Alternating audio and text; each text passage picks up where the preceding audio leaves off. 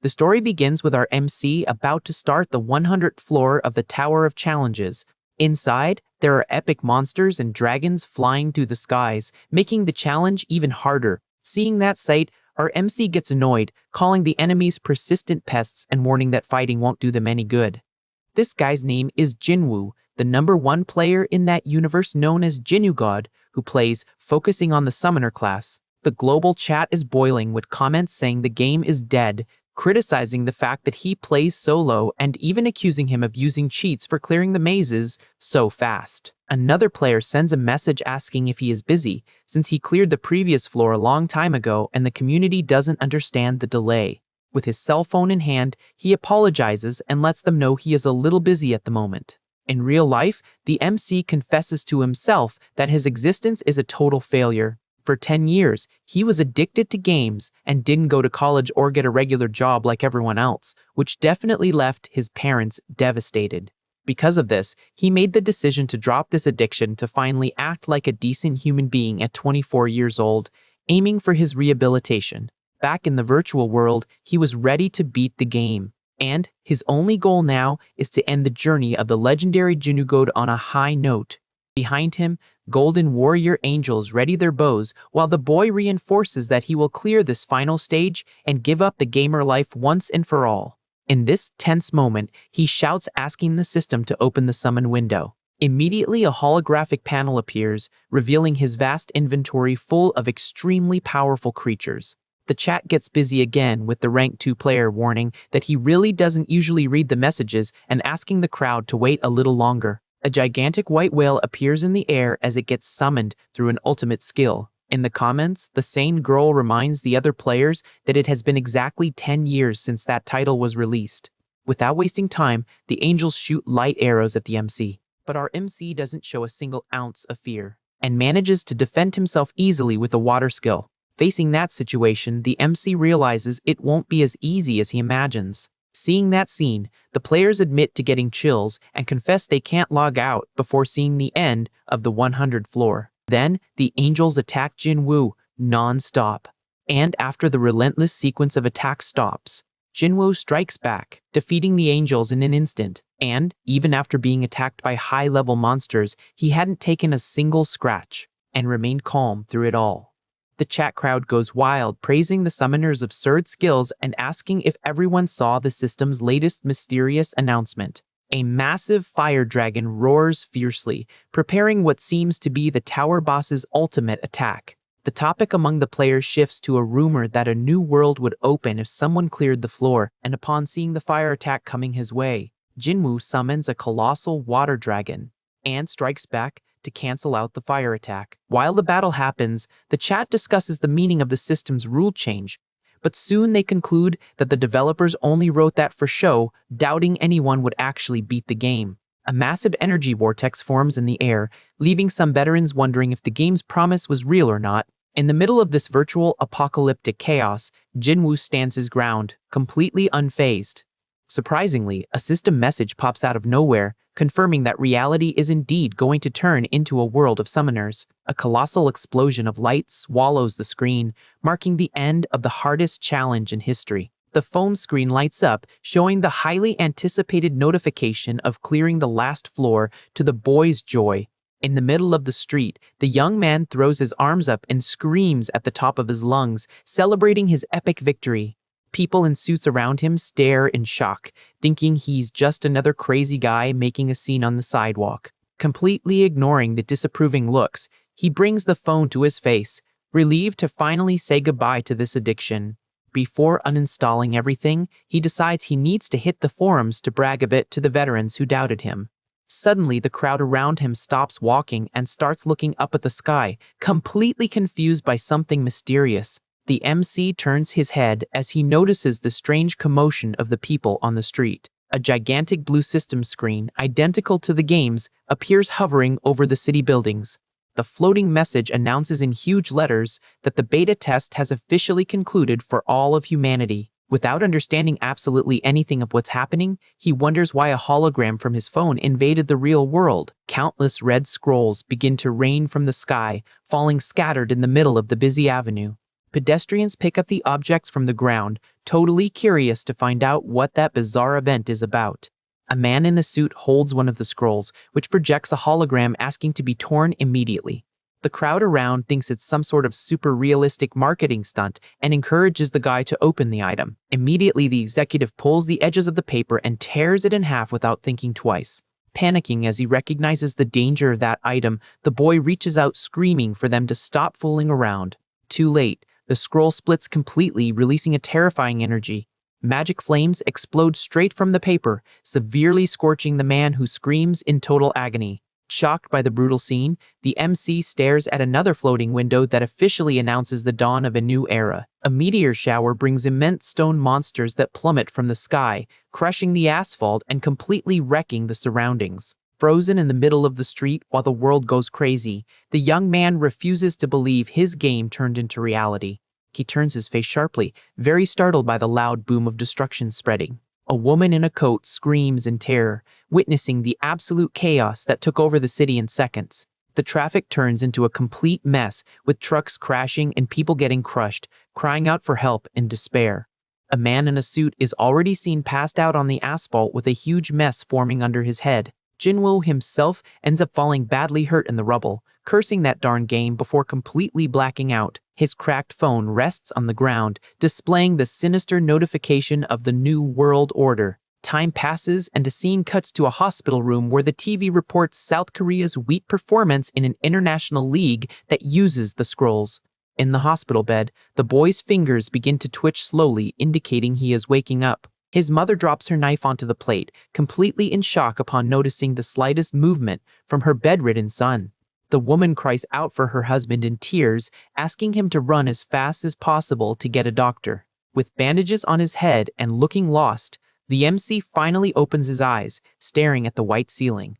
In the background, the doctor on duty talks to the parents, who cry in relief at the miracle they witnessed. Alone in his thoughts, he reviews the information he received and processes the scary fact that he spent exactly 3 years in a deep sleep. A small stone golem enters through the door, confirming once and for all that the chaos he saw before passing out wasn't a hallucination. His father appears proudly at the window, letting him know that rank E summon helps him with deliveries, while the boy tries to absorb this absurd new reality. On the TV screen, a blonde reporter announces that the world passed the tests by climbing the tower, and that now everyone must find the famous Jinyu god from South Korea.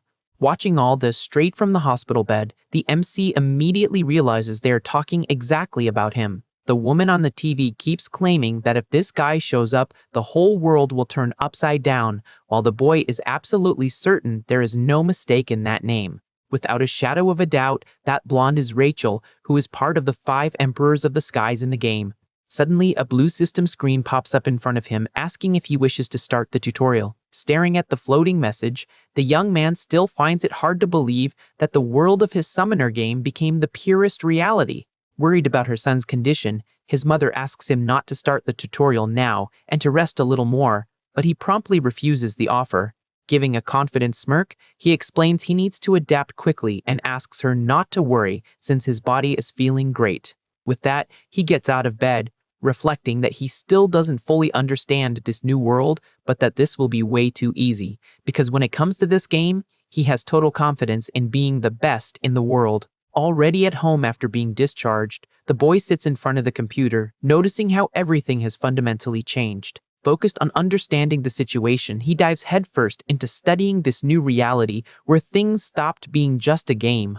Apparently, all the digital infrastructure like duels and dangerous dungeons migrated for good into the physical realm. 3 years later, humanity has seemingly found a way to peacefully coexist with these summoned entities. Even so, the MC gets up from his chair with the certainty that none of these guys will be able to reach his level of experience. With an excited smile on his face, he decides it's time to get moving and accepts accessing his inventory to finally start. Immediately, the system lets out a beep, confirming that the tutorial is beginning. Walking along a wooded trail, he notices the area is completely deserted, exactly as he had calculated. The boy thinks it's a pain having to go to the middle of nowhere to do this. However, he holds his summon scrolls, knowing he can't risk manifesting something unstable in public, and feels things are finally getting real. Staring intently at the red item, he mentally begs for at least something decent to drop. For a legendary guy like him, starting with low-level trash would be practically a guaranteed game over. The problem is that the reward system has always been a nightmare, with terrible drop rates, where pulling even a rank D required tremendous luck. Holding the paper with both hands, he pleads to the skies for something remotely viable just this once. Sweating cold, he confesses that a rank D would be an absolute dream, but even a rank E would be good enough. Without wasting any more time, he pulls the edges of the scroll and tears it in half, activating the low-level summon. With the torn pieces in his hands, he waits for the result with an anxious expression.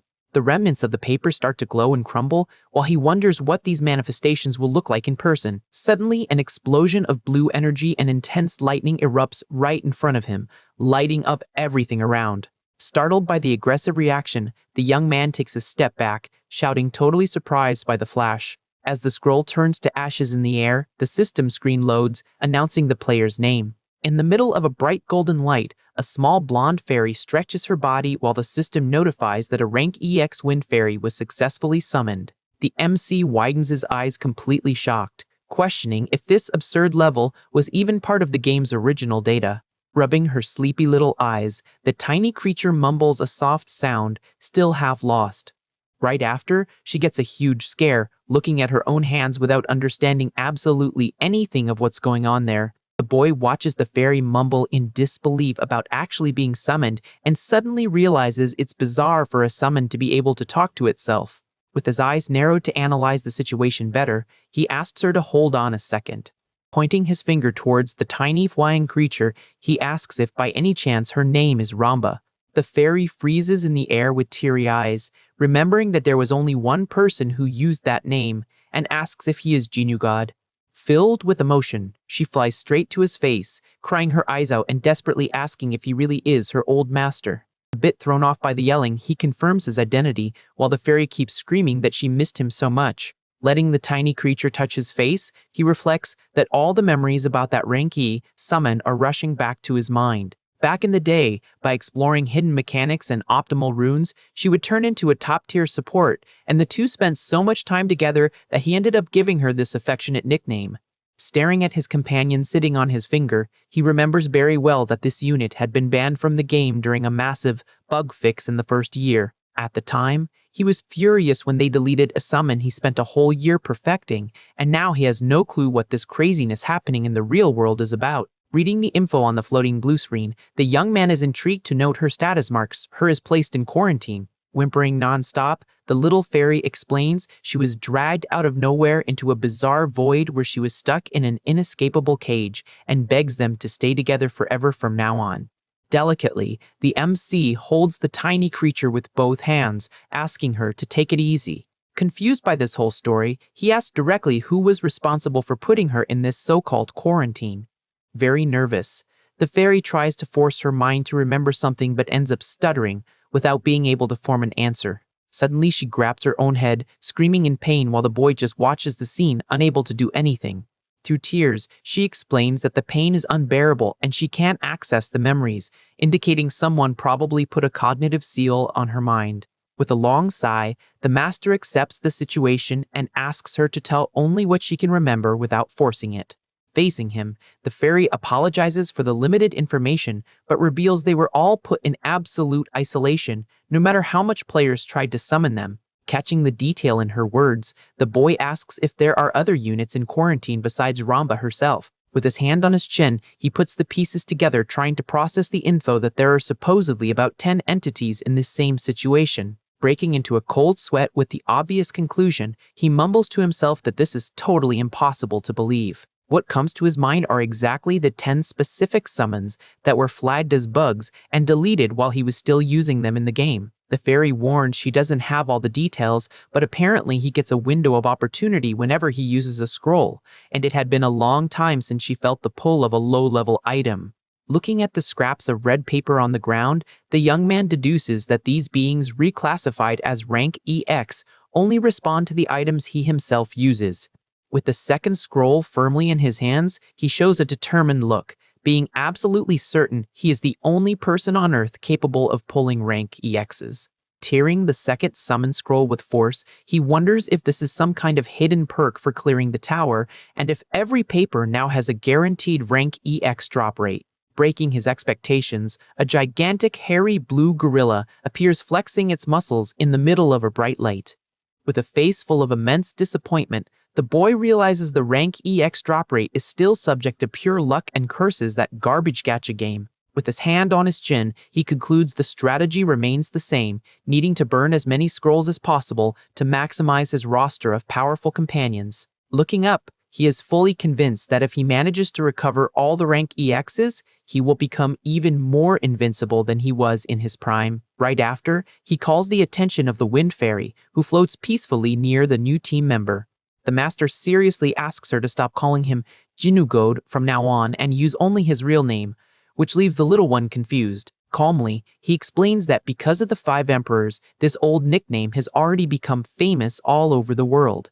The big problem is that despite his superior tactical knowledge, he has no idea how vulnerable those 3 years in a coma left him, and knows that if they find out about his rank EXs, things will get ugly.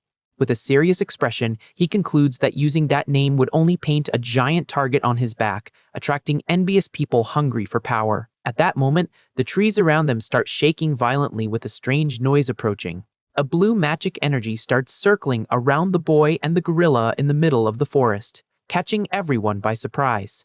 The fairy screams in absolute panic, not understanding what is happening, while the giant ape just lets out an animalistic sound. A blinding light takes over the place, accompanied by a system notification informing them that they are advancing to the next phase and that the tutorial dungeon has been generated. Teleported instantly to a dark and gloomy setting, the MC complains, annoyed about being thrown into danger so suddenly. With a clenched fist, the MC complains he's already cleared thousands of dungeons in the past, but now he's going to have to physically enter them.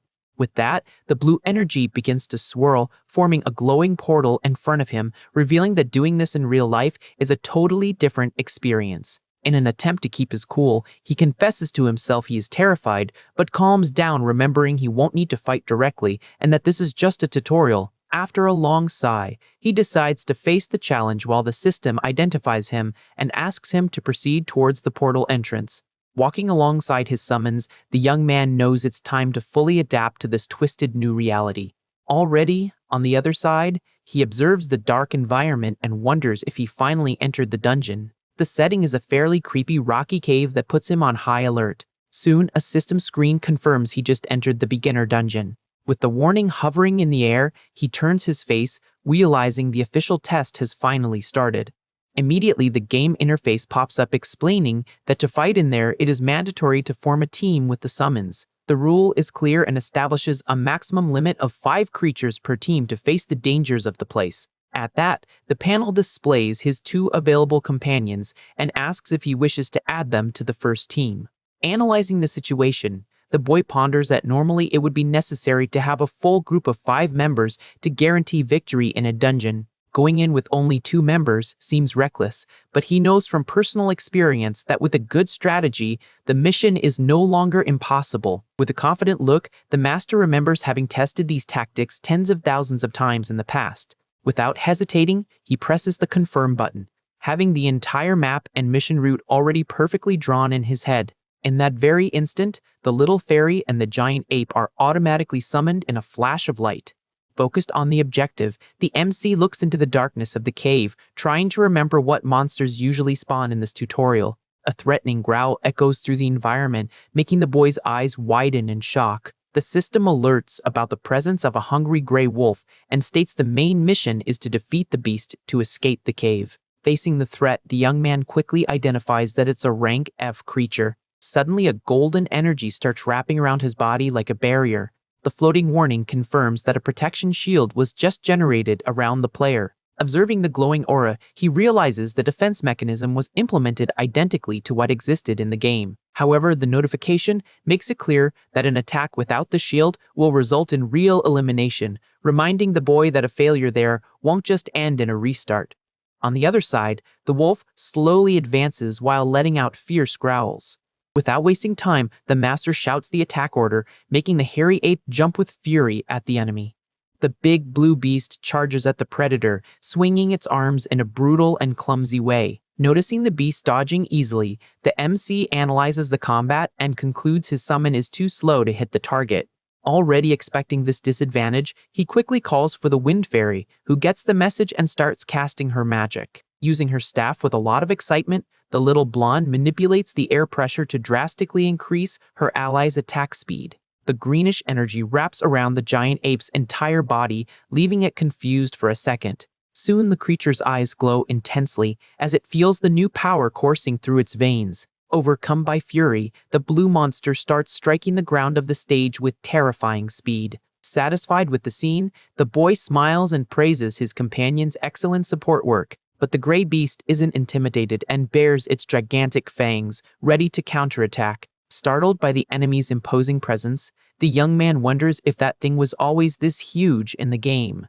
The moment the two beasts violently collide, the master swallows hard, hoping his ape doesn't get defeated. Based on the logic of the data he knows, victory should be certain, but the fear of the unexpected speaks louder. The MC's biggest fear is that some unknown variable might end up changing the outcome simply because they are in the real world. Confirming the worst-case scenario, the wolf manages to land a vicious bite on the ape, making damage spatter through the air.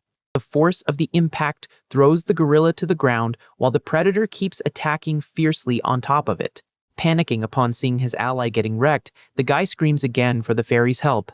Putting all her strength into her weapon, the little one swings the staff as fast as she can to generate even more wind. All this accumulated energy focuses straight into the ape's fist, which prepares to strike back. In a swift move, the gorilla throws a powerful uppercut, hitting the wolf right on the jaw. The massive impact lifts the gray beast into the air and hurls it violently against the stone wall. Striking a confident pose, the fairy decrees the end of the battle while summoning gigantic magic circles. Boosted by the wind magic, the giant ape takes a colossal leap toward the cave ceiling. Using the weight of its own body, it crashes down, crushing the enemy on the ground without giving it any chance to defend. Without mercy, the big guy keeps delivering brutal blows, kicking up dust everywhere. Slowly, the smokescreen begins to settle, revealing the aftermath of the intense clash. Standing there, the master and the fairy watch the scene half shocked by the creature's excessive aggression. In the center of the arena, the wolf lies totally defeated while the ape stands victorious. Beating its own chest, the blue monster lets out a thunderous roar to celebrate its triumph. Relieved the fight is over, the MC lets out a long sigh while the little blonde flies around him celebrating the victory. The system screen confirms the dungeon was cleared and hands over 2 strength runes as a reward, proving he actually survived. Far from that gloomy place, the scene cuts to a huge, futuristic tower in the middle of the city where a voice cheerfully says goodbye to a customer. With a generous wad of cash in her hands, the person celebrates her lucky break of having made good money in just 1 day of work. This smiling young woman is none other than our MC's younger sister, who looks very happy with her profit. She reflects that 3 years ago, with the world changing, she ended up getting a new profession known as a rune farmer player. Her livelihood consists of exploring low-level dungeons to collect these items and sell them to up-and-coming players. This life choice was necessary because the family went through a lot of hardships after her brother's accident, but by some miracle, she got a scroll that summoned a rare rank C creature. While walking down the street, she gives thanks for her luck in having the shadow elf that guarantees a steady income for the house. At that moment, her phone starts ringing, and the girl is surprised to see it's a call from her older brother. Answering the call in the middle of the city, she immediately asks if he finally got discharged from the hospital. On the other end of the line, the boy confirms the news, but annoys his sister by mentioning that their dad called her a street vendor of runes. Completely offended, she yells into the phone demanding to be called by the professional term and not by such a cheap nickname. Holding his hand over his ear because of the yelling, he gives in to her demand and gets straight to the point, asking where the synthesis center is. Out of patience, the girl answers that the place is obviously in the player zone. This commercial area was built around the gigantic trial towers, scattered across the globe, precisely to centralize all businesses related to dungeons and summons. Moving to the inside of a fancy cafe, the siblings talk in person about these changes in the world. With her drink in hand, the young woman explains that 2 famous buildings in Korea turned into these focal points of the system. She details that in their country, the safe zone the guy is looking for is exclusively concentrated around those two specific locations. Taking a sip of his coffee, the MC agrees that it makes total strategic sense to cluster the support facilities near the challenge areas. The conversation at the cafe table continues, and the girl asks curiously what was the rank at the summons her brother got, guessing they were rank F or E. He confirms her suspicion and answers that he pulled exactly those categories, making the young woman laugh in surprise that he hit that drop rate of only 5%. With an awkward chuckle, the guy agrees he got lucky, while mentally apologizing to his sister for lying straight to her face. The MC quickly changes the subject and lets her know he's going to need her help because he wants to adapt to this new world system as fast as possible. With a playfully superior tone, the girl promises to slide him some cash later, since she currently makes way more than her older brother. Mid-sip of his coffee, the boy snaps back that life has its turns and suggests he might very well end up becoming the top player in the world. Getting a mocking laugh from his little sister, she points to the giant screens on the street and comments that everyone talks like they're the next Rachel or Genos, pointing out that those famous folks are the true chosen ones. With a slightly gloomy look, the MC agrees they are unreachable geniuses, leaving his sister a bit thoughtful at that realization. Outside the establishment, the young woman gives up on arguing and just asks him to lead the way. Excited for the night walk, the guy confesses he wants to see with his own eyes what this famous player zone is like.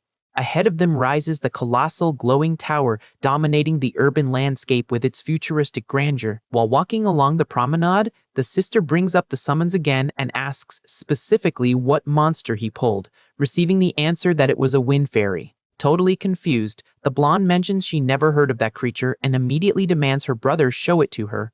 The MC shakes his head frantically, turning down the request on the spot, while the girl insists, arguing they aren't strangers and that looking won't wear the monster out.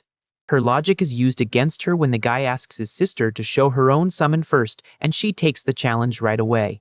Pink, magical energy gathers in the girl's hands as she warns her brother with a confident smile not to be too shocked by what he's about to see. The MC watches the scene seriously and tries to figure out where all this absurd confidence from his little sister comes from. In the blink of an eye, a rank C shadow elf appears on the sidewalk, radiating a dark and imposing aura. The girl's expectations were high, but she soon remembers someone else from the past who had a very underwhelming reaction to seeing the creature. In the exact same way, the brother just drops an unenthusiastic comment, irritating the young woman who explains how monsters from rank C upwards are considered noble. Mentally, the guy mocks this idea of nobility, remembering that back in the game days, those units served only as fusion material and never set foot in a dungeon. Curious, he steps closer to the shadowy figure and says hello, asking if shadow elves can speak Korean. The sister gets annoyed at his attitude, asking what he is doing, and demands the boy greet the summon properly and ask to be taken care of by it. Caught off guard, the guy asks since when can't summons talk, leaving his little sister totally confused by the question. With a drop of sweat running down his face, the MC finally realizes that the monsters in this world don't communicate verbally. To make matters worse, his little wind fairy jumps out of his pocket whining and screaming her master's name, proving she hasn't shut her mouth since they met. An awkward silence takes over the area while the sister glares at the guy with a death stare for hiding a talking summon. He makes up a lame excuse that humanoid monsters can now talk in reality while internally understanding that his fairy is a special case. The girl completely ignores his excuse and holds out her hand, demanding in a scary way that he show the monster properly right now.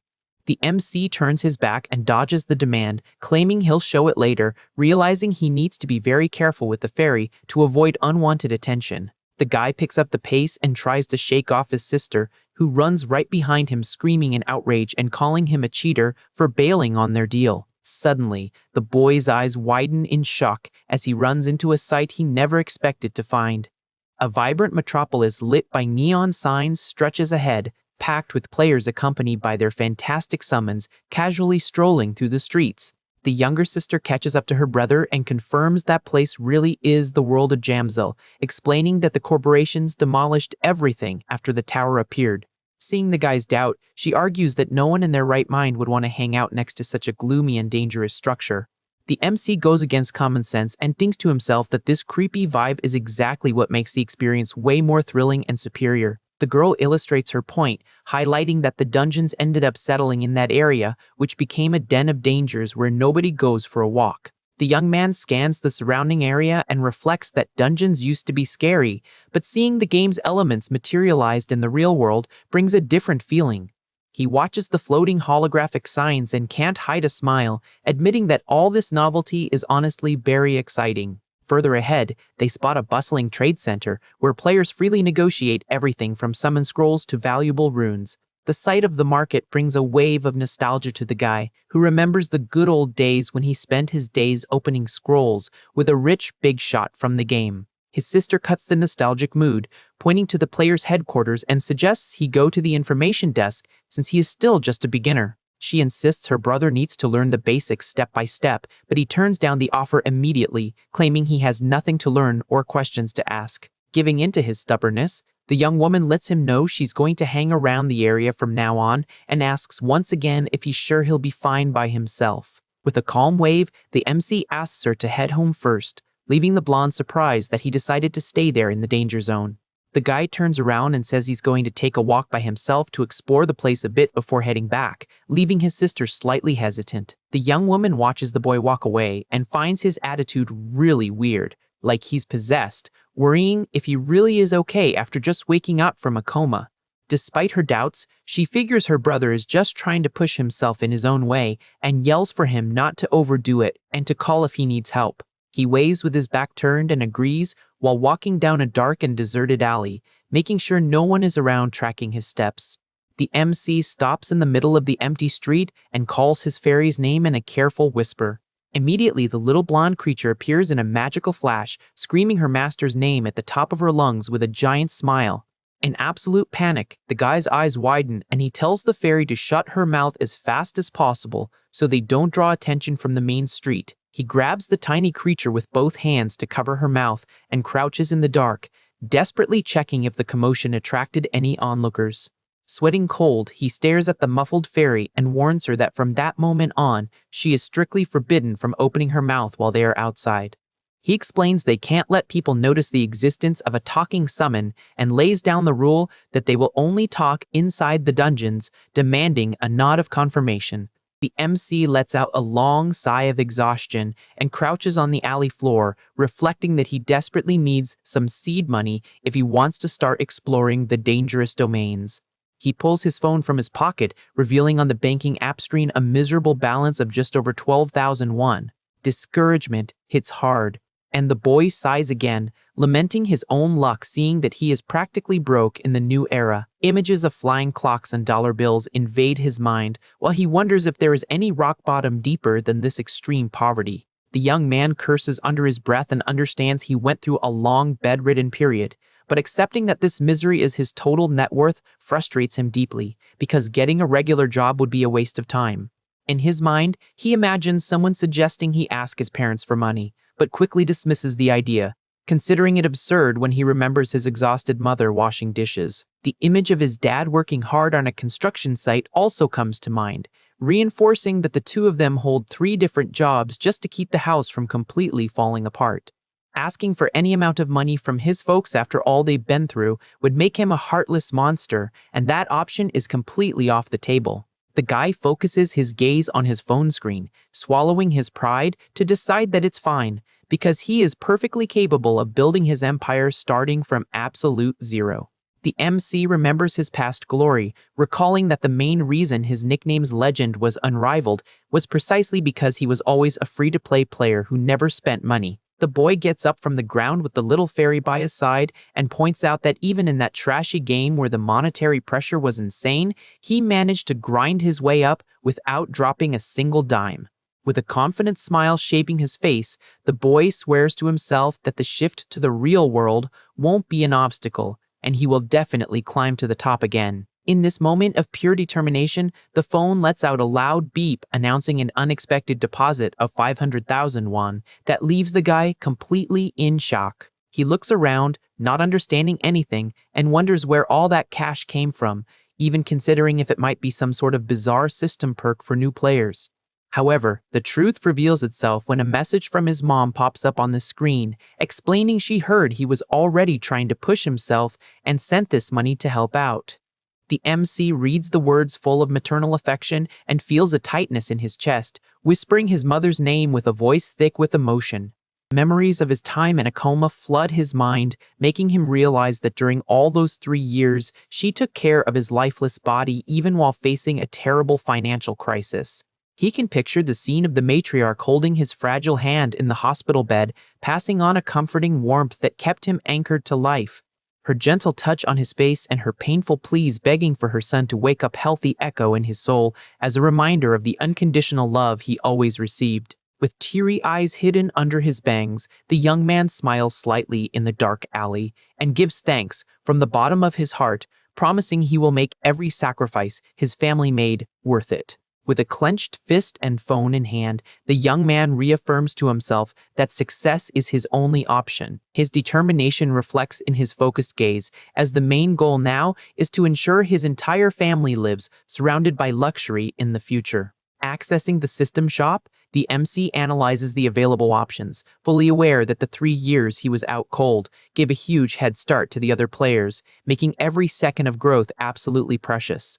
Looking sideways at his little flying partner, he understands that to become the best he needs to act like it, and that means he absolutely has to explore the dungeons to gather evolution materials. With 3 low-level summon scrolls in his hands, the guy decides that the logical first step on this journey is to put together a basic combat squad. System messages pop up on the screen, revealing that luck brought him a slime mass and a horned butterfly of starting rank, along with a poison lizard of the next tier. With a look of pure disappointment, the legendary X-player mocks his own luck, thinking that pulling a mediocre monster should be considered a miracle given the terrible summon rates in this cruel system.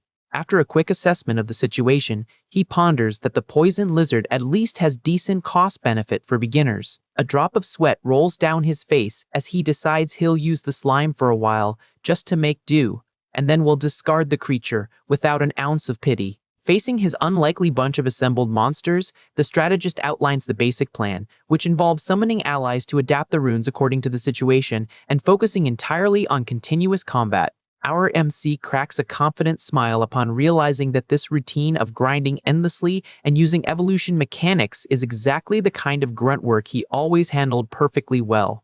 The image of the 10 legendary beasts pops into his mind, reinforcing the idea that if he manages to gather all the summons of absolute power, he'll clear the 100th floor of the tower without needing to lift a single finger. The exact moment he takes his first step out of that dark alley, the guy feels that the gears of his new life finally start turning. Under the city's neon lights, he knows the planning phase is over, and now is the time to face the brutal reality of this new world. Using a search app on his phone, the young man concludes his first practical mission of the day is to locate an active dungeon nearby. Frustrated with the red tape, the guy compares the ease of the old game where he just tapped the screen to enter a stage with the annoying requirement of having to physically travel in the real world. While walking down the busy streets, he observes his surroundings, trying to figure out how the dungeon dynamics were adapted for people's everyday lives. His eyes widen slightly as he spots something weird at the end of the street, catching his attention unexpectedly. Standing before a glowing portal surrounded by security barricades and armed guards, the boy is completely shocked to see the access area has been privatized and restricted to specific groups. Shock takes over his body as he finds out the hard way that owning magical creatures is no longer the only requirement to start a hunt. Browsing the online forum pages, the young man reads a post mocking noobs who think they can simply walk into the gates without meeting the new government requirements. The digital map shows several gates scattered randomly across the country, detailing that the energy radiating from each rift determines its danger level. Harsh reality knocks on his door when he realizes the laws changed drastically during his coma, making it impossible for unauthorized people to enter even the most harmless rifts. The bureaucratic system demands that only combatants with official registration are allowed to cross the barrier and risk their lives facing the monsters. Defeated by the paperwork, the former gaming legend throws himself onto a park bench, letting out a heavy sigh of pure mental exhaustion. Massaging his temples with his fingers, he curses his own bad luck for waking up right after the government implemented these strict restrictions. Sensing her master's sadness, the little wind fairy approaches gently, offering a juice box in an attempt to cheer him up. With a radiant smile and her tiny arms raised, the flying companion encourages the MC not to give up at this first annoying hurdle. The creature's adorable gesture breaks the guy's grumpy posture, making him crack a genuine smile as he accepts the offered drink. Affectionately patting his little ally's blonde head, he thanks her for the support and feels his energy renewed to look for a loophole in this flawed system. Still sitting on the bench, the boy feels his phone vibrate in his pocket and pulls it out quickly to check who would be calling at that hour. The scene shifts to the exterior view of an apartment complex while his younger sister's worried voice sounds from the other end of the line, calling out for him. Snuggled comfortably in her bed, the girl asks what time her brother plans to come home, letting him know their mom is wondering about their dinner. To shift the focus of the conversation, the young man ignores her and asks about this whole rule of player registration being a mandatory requirement to explore dungeons. The girl jolts in bed and confirms the information with surprise, as if she had forgotten an obvious and crucial detail for surviving in the new era. With a voice dripping with sarcasm, the guy accuses his little sister of omitting that information on purpose, while she defends herself desperately, swearing the change was so recent she simply blanked on it. During his night walk, the MC listens to his sister explain that the government had to step in drastically due to the alarming number of regular folks perishing in the dimensional rifts. The boy imagines the chaotic scene of unprepared citizens trying to storm the gates, blinded by the greed for easy money, which turned the dungeon entrances into literal, total wipeout zones before the authorities stepped in. Scratching his chin in thought, he comments that he had already researched the qualifying exam tests and battles, suspecting this whole bureaucracy serves merely as a system tool to artificially cap the number of active fighters. The genius conclusion is that if the entire population abandoned their regular jobs to hunt magic stones and profit in the rifts, civil society would face total collapse in a matter of weeks. As a vital side note, the sister uses the call to let him know the new system also rolled out a global leaderboard, instantly sparking her older brother's competitive curiosity. The phone screen displays the list of the globe's most powerful hunters, revealing that the famous blonde reporter holds the absolute top spot, while their country doesn't even have notable representatives on this miserable international stage.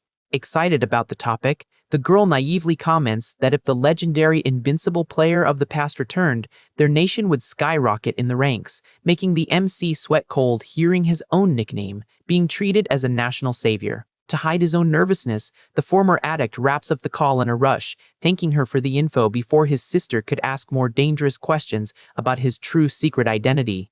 Under the view of the bright city lights, the strategist decides he's gathered enough data for one day and that the best route now is to rest his body to tackle the registration exam the next morning. Dawn breaks accompanied by the bubbling sound of a steaming pot on the stove, marking the start of the family's fast-paced routine. In the kitchen, lit by the morning light, the dad reads the day's news sitting at the table while the mom preps breakfast with dedication. Taking his eyes off the headlines about people passing away in the rifts, the patriarch notices strange movement in the hallway and turns his attention to the room's entrance. With his backpack slung over his shoulder and a hurried posture, the young man appears all dressed up, stating he'll head out early today, ignoring his dad's comment that it's only 6 in the morning. Worried about her son's health since he just got out of a long coma, the woman hurriedly offers a rice ball for the road, but he turns down the offer with a quick wave. Crouched in the entryway, the boy ties his sneakers in silence, physically preparing himself for the test that will define his future. As he stands up and turns his back to his parents, who watch him with expressions full of concern, he calls out to them in an unusually serious tone of voice. In a rare gesture, the MC turns his face to offer a warm smile, apologizing for having been a burden all these years and deeply thanking them for never giving up on his life. Without waiting for a dramatic reply, he opens the door and walks out of the apartment, leaving the two adults completely speechless at such a mature and unusual attitude. Scratching the back of his neck with an awkward smile, the dad comments on how embarrassing that scene was, but right after, asks his wife if the boy will really be safe out there. With her phone in hand showing another tragic piece of news about casualties in the dungeons, the woman swallows her own fear and tries to reassure her husband, claiming the government is properly training the new recruits. Far from there, the boy walks down the busy streets reading the exact same discouraging news about the absurd amount of unprepared citizens losing their lives to sheer delusions of grandeur. A drop of sweat rolls down his face as he admits to himself that despite being addicted to that system for 10 years, the idea of facing real danger now seems genuinely terrifying.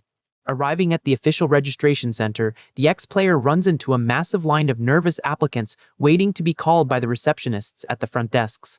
Handing over his filled-out form to the clerk, the guy takes the definitive step to become legitimized in society and start his hunt for materials. Facing the counter, the young man casually asks the attendant what the exact percentage of people who get final approval to become official hunters is. The revelation that only 50 people pass the final test leaves him visibly frustrated upon realizing the competition in that crowded hall with over 1,000 applicants will be brutal. Turning his back to the counter and walking toward the waiting area, the MC adjusts his posture to not let himself get shaken by the discouraging statistic. Amidst that sea of anxious faces, he understands that failing a basic leveling test would be the biggest embarrassment of his past career. With an arrogant smirk shaving his lips, the strategist mentally wonders if the current famous 5 emperors would have tripped over such a pathetic hurdle as this at the start of their journeys. Meanwhile, in a luxurious evaluation room on the upper floor, the guild officials coldly analyze the profiles of the candidates waiting in the lobby. A stack of forms is tossed disdainfully onto the table, confirming the cruelty of the filtering system that will discard the overwhelming majority of those dreamers. Holding an iced coffee, the head evaluator named Park Chang-sok grumbles that if headquarters really wanted to find raw talent, they should loosen the rules and pass more people through the screenings. Before he could finish his complaint about the bureaucracy of the old men on the board, a deafening explosion completely shatters the office's glass wall, raining shrapnel everywhere. The evaluator drops his drink on the floor in absolute shock and abruptly stands up from his chair while the panicked screams of the staff echo through the smoky room. From the middle of the dense cloud of dust and debris, heavy footsteps echo threateningly, accompanied by a sinister voice intimidatingly greeting the judge. A man in a suit emerges, flanked by a colossal ogre and a floating, one-eyed creature, accusing the official of having taken out his guild brothers in the past.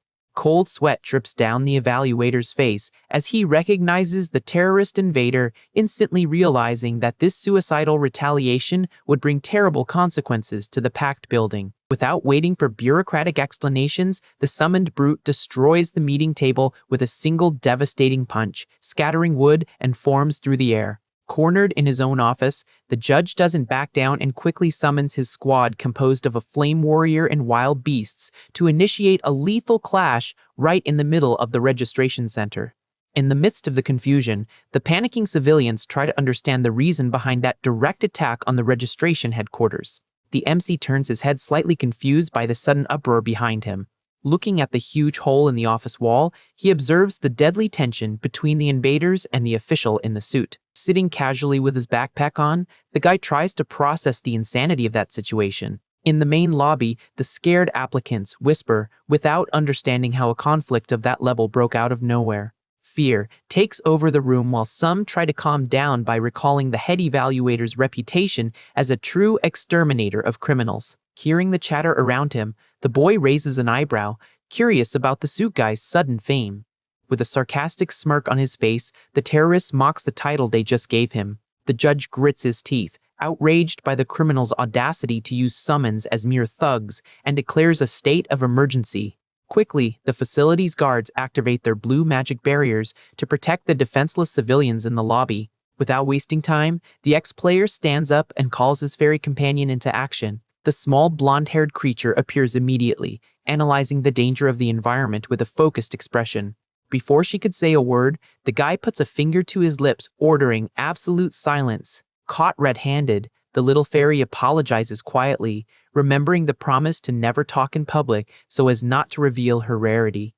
Turning attention back to the brawl, the invader mocks the evaluator's heroic pose as he readies to start the massacre. With a fierce roar, the giant ogre charges, delivering a brutal strike with its axe while testing the opponent's resistance.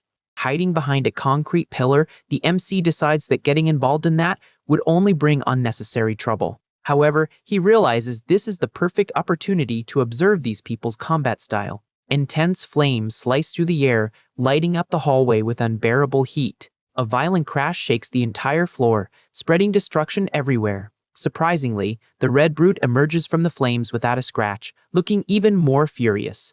Letting out an obnoxious laugh, the suited man mocks the weakness of the enemy attack. The evaluator takes a step back, pressured by the ineffectiveness of his spells. Gripping the corner of the wooden wall, the official's fingers tremble with nervousness. Watching the scene pathetically, our MC concludes that Judge's combat skills are absolute garbage and complains about the pinches from his fairy. Despair grows among the civilians who foresee an imminent defeat and an absolute mess right after. Pondering the situation, the guy wonders what the smartest move to make would be. The deadly gleam of the ogre's axe makes him think of the legal trouble he'd face if he revealed his power there. In a swift, deadly motion, the red-skinned monster brings its weapon down with full force to slice the enemy. Seeing his end approaching fast, the man mumbles that he's going to end up getting eliminated before even enjoying his peaceful life. Stepping out of his hiding spot, the boy taps the judge's shoulder, who immediately tells the civilian to back away from the danger.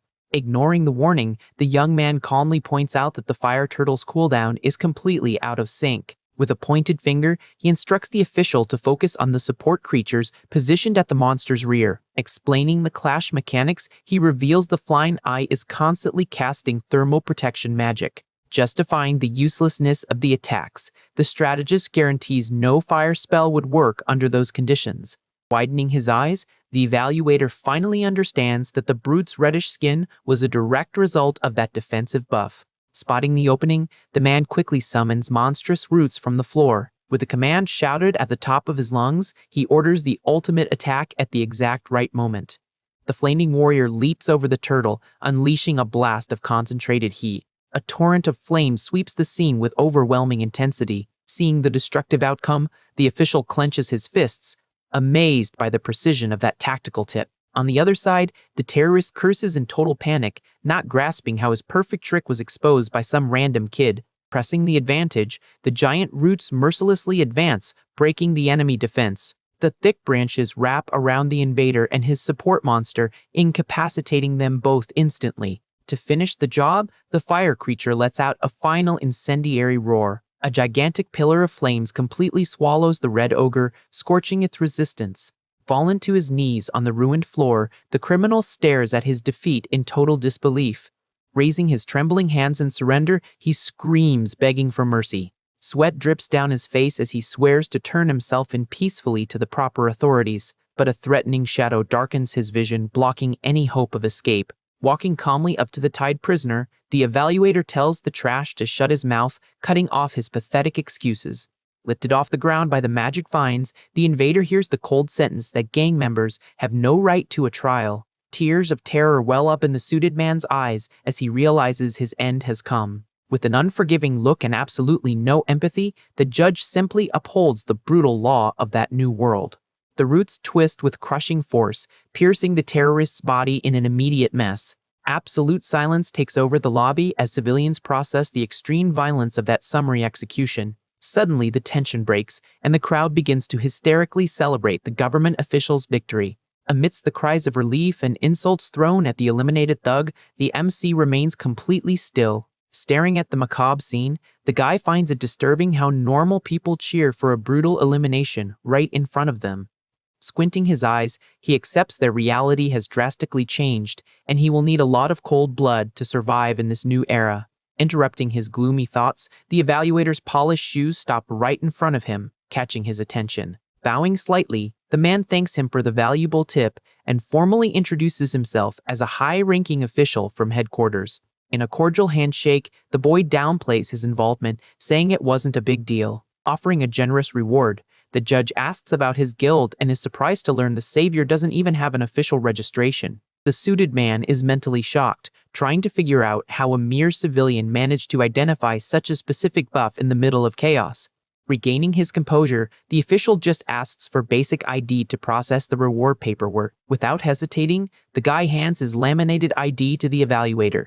Assuring the money will be deposited after a quick system check, the man wraps up the matter professionally. Turning his back with a satisfied smirk, the ex-player states he'll leave everything in the capable hands of headquarters and walks away. Alone in the wrecked hallway, the judge's eyes darken as he focuses on the ID in his hands. Quickly, he pulls his smartphone from his pocket and dials a confidential number. With the device to his ear, he tells his mysterious contact that he just sent an important file. Pronouncing the boy's full name in a calculating tone, he confirms the target of the investigation. Walking carefree towards the exit into the sunlight, the MC has no idea he just had a full background sweep run on his past. The landscape opens up to reveal the rebuilt city shining under the blue sky, marking the definitive start of his journey in the real world. With a friendly motion, our MC reaches out, offering a sweet cream bun to his little fairy. Eyes shining with joy, little Ramba grabs the snack while the guy comments that it must have been frustrating for her not being able to communicate before getting out of quarantine. Taking a bite of his own bun, the ex-player finds it funny how his summon is satisfied with so little. Clinging to the giant food, the creature exudes happiness, while the boy thinks about the rumors of hunters who constantly fight with their monsters, finding it great that hers is happy with just a sweet. Adopting a more serious expression, the guy gets thoughtful, hoping no huge disaster happens from here on out. That scene of the furious ogre in the registration center flashes back in his mind, reminding him he never even planned to get mixed up in that mess. Remembering the wooden golem wrecking the lobby, he is certain that if he hadn't acted right on time, all the civilians there would have become a statistic. After letting out a long sigh sitting on the park bench, the boy admits that the real world changed way more drastically than he imagined. With a determined look, he realizes he can't put off the inevitable anymore and needs to start hunting ASAP to get money. Mapping out his next moves, the guy understands he needs to gather resources to summon his next beasts, urgently focusing on the combat instructor and the explosive dragon mage. Since these two targets are lower-level units, he figures he can comfortably get them using only common scrolls. While he formulates his strategy, the little fairy floats distractedly around him with a full belly. Jumping up from the bench suddenly, the MC gives the creature a little scare and announces break time is over. Flashing a confident smile, he calls his companion to get moving toward their next objective. Far away under the sunlight on the busy streets of Jamesville, a surprised voice echoes asking what he just heard. With the phone to his ear, the evaluator repeats the boy's name, confirming the shocking intel that he was in a coma for 3 years due to a traffic accident. Walking down the sidewalk, the suited man deduces that this tragedy is the reason a crazy talent of that level never officially registered in the hunter system. Lost in the past, he recalls how society turned into absolute chaos exactly 3 years ago, perfectly explaining the tragedy the young man suffered during the apocalypse. Dropping all the papers on the ground, the government official gets a huge shock hearing the rest of his informant's report. The report right in front of him clearly shows the Rift application form signed very recently. Completely bewildered, the man asks aloud if that info about filing paperwork right after getting out of a hospital bed could really be true. When a coworker notices his shock and asks if there's a problem, he quickly covers it up, picking up the papers and saying everything's fine.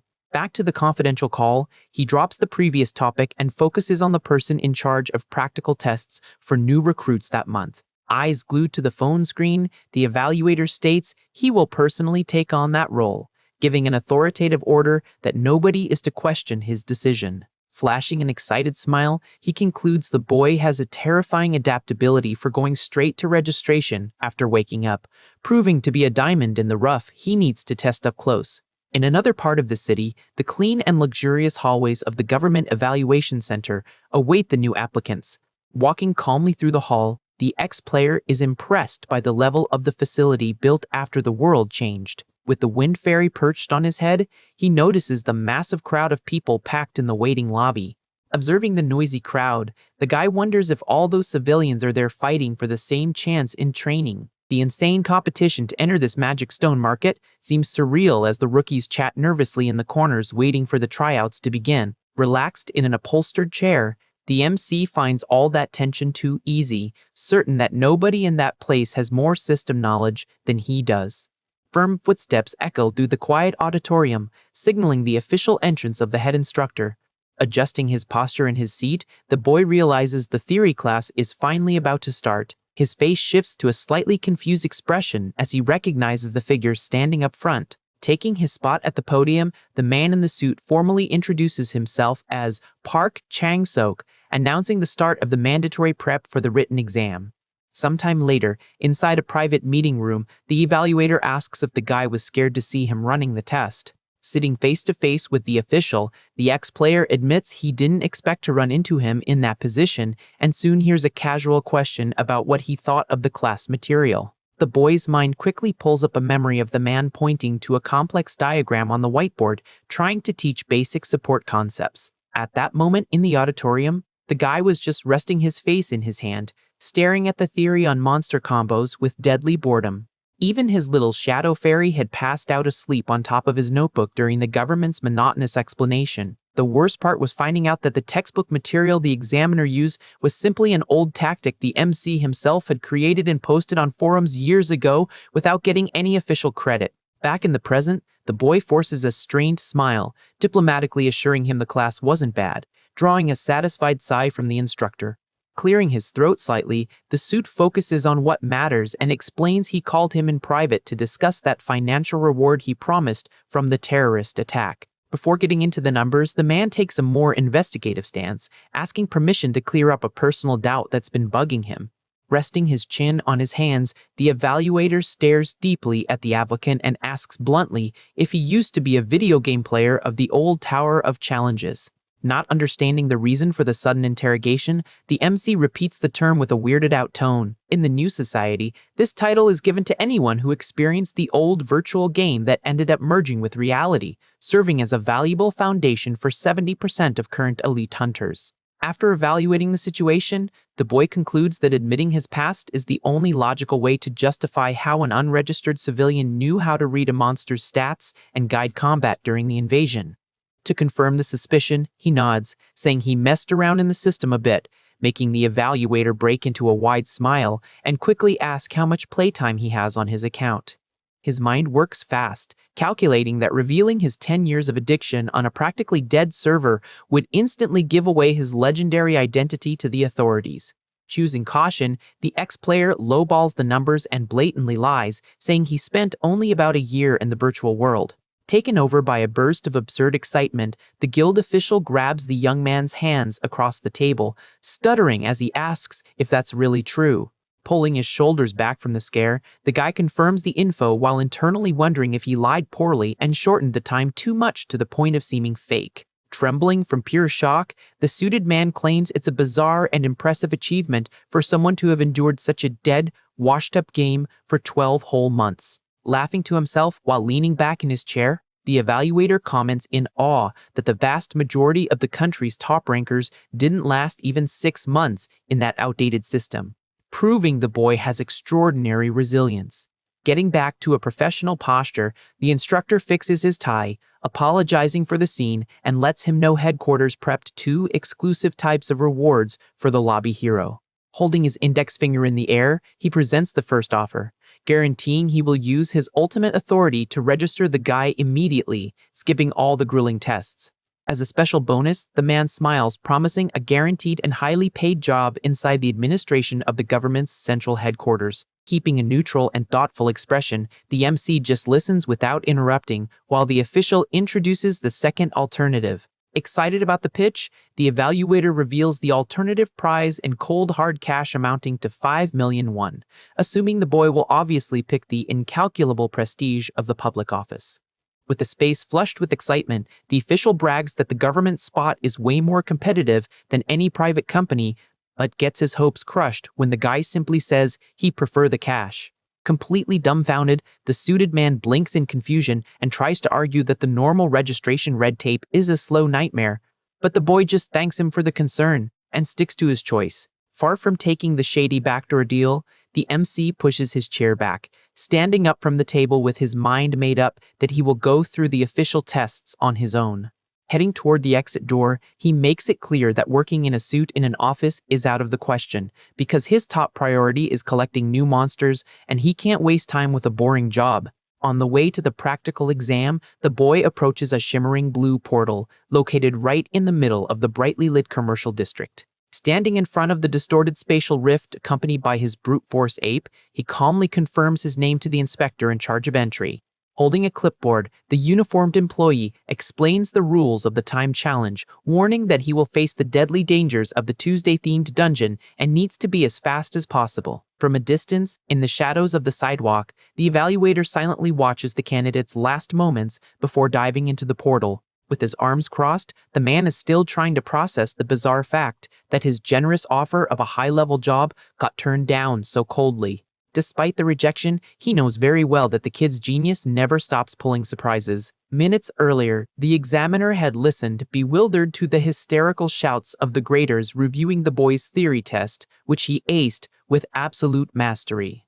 The most arrogant scholars at headquarters even cried tears of joy clutching the papers, admitting the ex-player's answers blew their minds, and that the country had finally found unmatched talent in reading runes.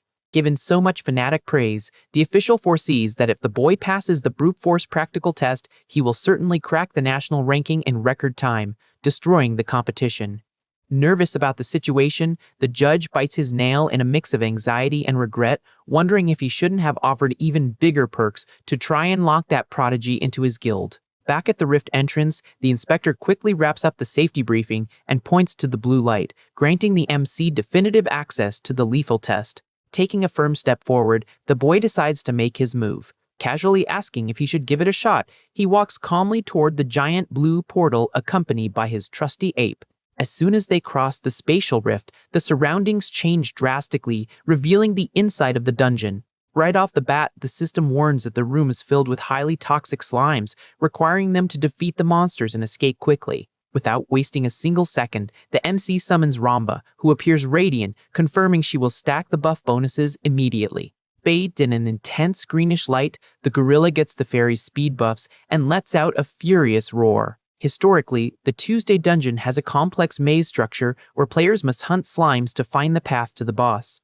It's the exact spot where rookies always waste their entire time limit walking in circles until they fail. However, the ex-player flashes a confident smile in the dark. Pointing the way, he orders an immediate push, explaining that those creatures are too slow and can be completely ignored because he has run that route so many times that finding the right path is a breeze. With his fingers stretched toward a dark hallway, he marks the destination. Dashing at high speed, the team takes a secret shortcut that guarantees instant arrival at the end of the course. The system panel blinks in a vibrant red, announcing the imminent spawn of the area's boss monster. With a sadistic, focused look, the guy mutters that this is the first time they are meeting in person outside the game screens. Towering before the small team is a colossal, shapeless creature crowned as the giant slime king.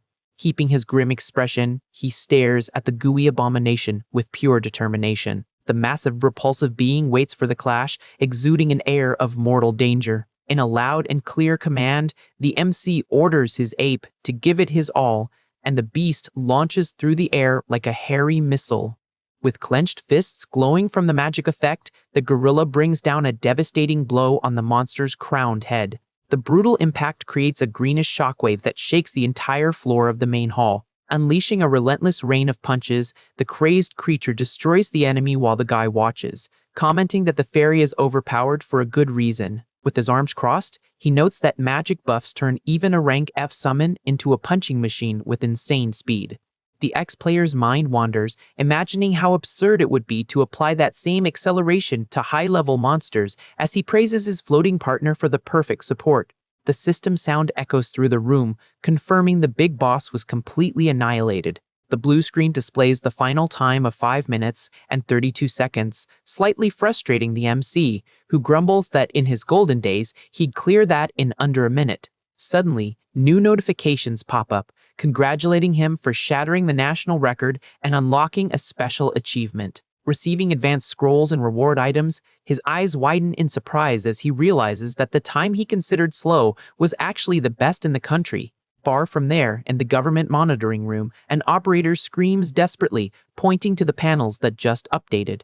Confused by the alarm, the supervisor rushes to the desk demanding to know where the heck the change happened. The same inspector from before stares at the screen totally bewildered, mumbling that a 5-minute mark is a surreal cutoff and wonders if veteran Kang Ji-in-ho discovered a new tactic. On the giant screen of the intelligence center, the simple, newly created profile of Baek Jin-woo appears in absolute spotlight. Staring at the stat sheet, the woman claims she has never heard of that boy, emphasizing that he definitely doesn't look like a pro. Sweating cold, the department head tries to process the absurdity of a totally unknown amateur crushing the country's #1 player's time. The news spreads like wildfire, quickly reaching the luxurious meeting room of the association's top brass. The suited evaluator, who tested the boy earlier, stares at the projection stunned, recognizing once again the genius of his applicant. Breaking the tense silence, a deep, raspy laugh echoes through the dark room. It comes from a bearded politician who rubs his face excitedly, declaring that the boy is the real deal and a major national treasure. With a violent slam on the table, he demands they secure the young man's loyalty at all costs to prevent another nation from recruiting him if they want the country to survive. To speed up the paperwork, one of the directors suggests making the boy's registration official immediately, completely skipping the qualifying tournament. On the side screens, scoreboards show the split between national and global records, showing that the former best Korean time was over 6 solid minutes, set by the politician himself. However, the world ranking is still ruled with an iron fist by Rachel, who holds an insane time of 2 minutes and 25 seconds. After destroying the national barrier so easily, the boy is already on a completely different level from the other rookies. To defend his idea, the politician argues that absolute talents must receive special treatment, and forcing the guy to fight against amateurs would make zero sense. Outside, the sun lights up the massive glass buildings of the safe zone as a heavy sigh cuts through the air. During his lonely walk, the MC regrets having never imagined that such a mediocre 5-minute mark would be revered as the peak of the country. Interrupting his thoughts, a male voice shouts his name in the middle of the sidewalk. Waving frantically, the bearded politician runs toward the young man, confessing he was dying to meet him. Stopping to catch his breath, the man praises the unbelievable record and begs to know how he managed to wreck the mark on his first try. Internally, the ex-player feels like he's being applauded just for knowing how to swim while being a fish, but plays along, agreeing that the maze was pretty complex. Not missing the chance, the veteran holds out his hand, delivering an official card straight to the boy. With the plastic in his hands, the MC discovers he has just received his official player license, getting registered in a special fast-tracked way. The government rep justifies the gift by claiming someone with that talent doesn't need to prove anything else, leaving the guy quite pleased. Hesitantly, the bearded man brings up the touchy subject again, politely asking to uncover the secret behind the crushing record. A shadow of suspicion crosses the boy's face as he evaluates the suit guy's intentions. Partially covering his face with the new license, his mind calculates the risks of handing over valuable intel on a silver platter to the authorities. If he opened his mouth, the insane technical knowledge he carries would make South Korea's power level skyrocket instantly.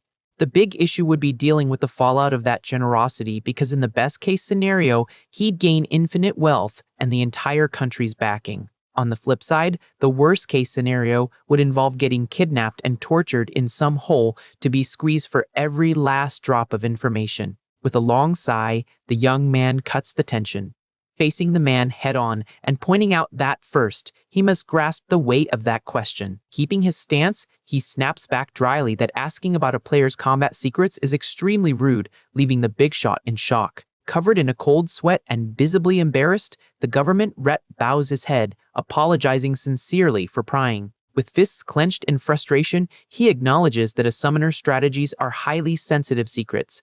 But in an almost desperate tone, the man begs for understanding, explaining that the nation is suffering a deadly shortage of talent. Analyzing the suited man's distressed features, the MC realizes that politician doesn't seem like a bad guy. Considering the association already transferred the reward money with no funny business, the boy judges the veteran to be decent and quick to act. A bold idea crosses the ex-player's mind, suggesting that maybe it's smarter to use the government's resources to his advantage to grow faster than he could alone. Accepting the initial pitch, the guy addresses the bearded man by his title and agrees to open negotiations.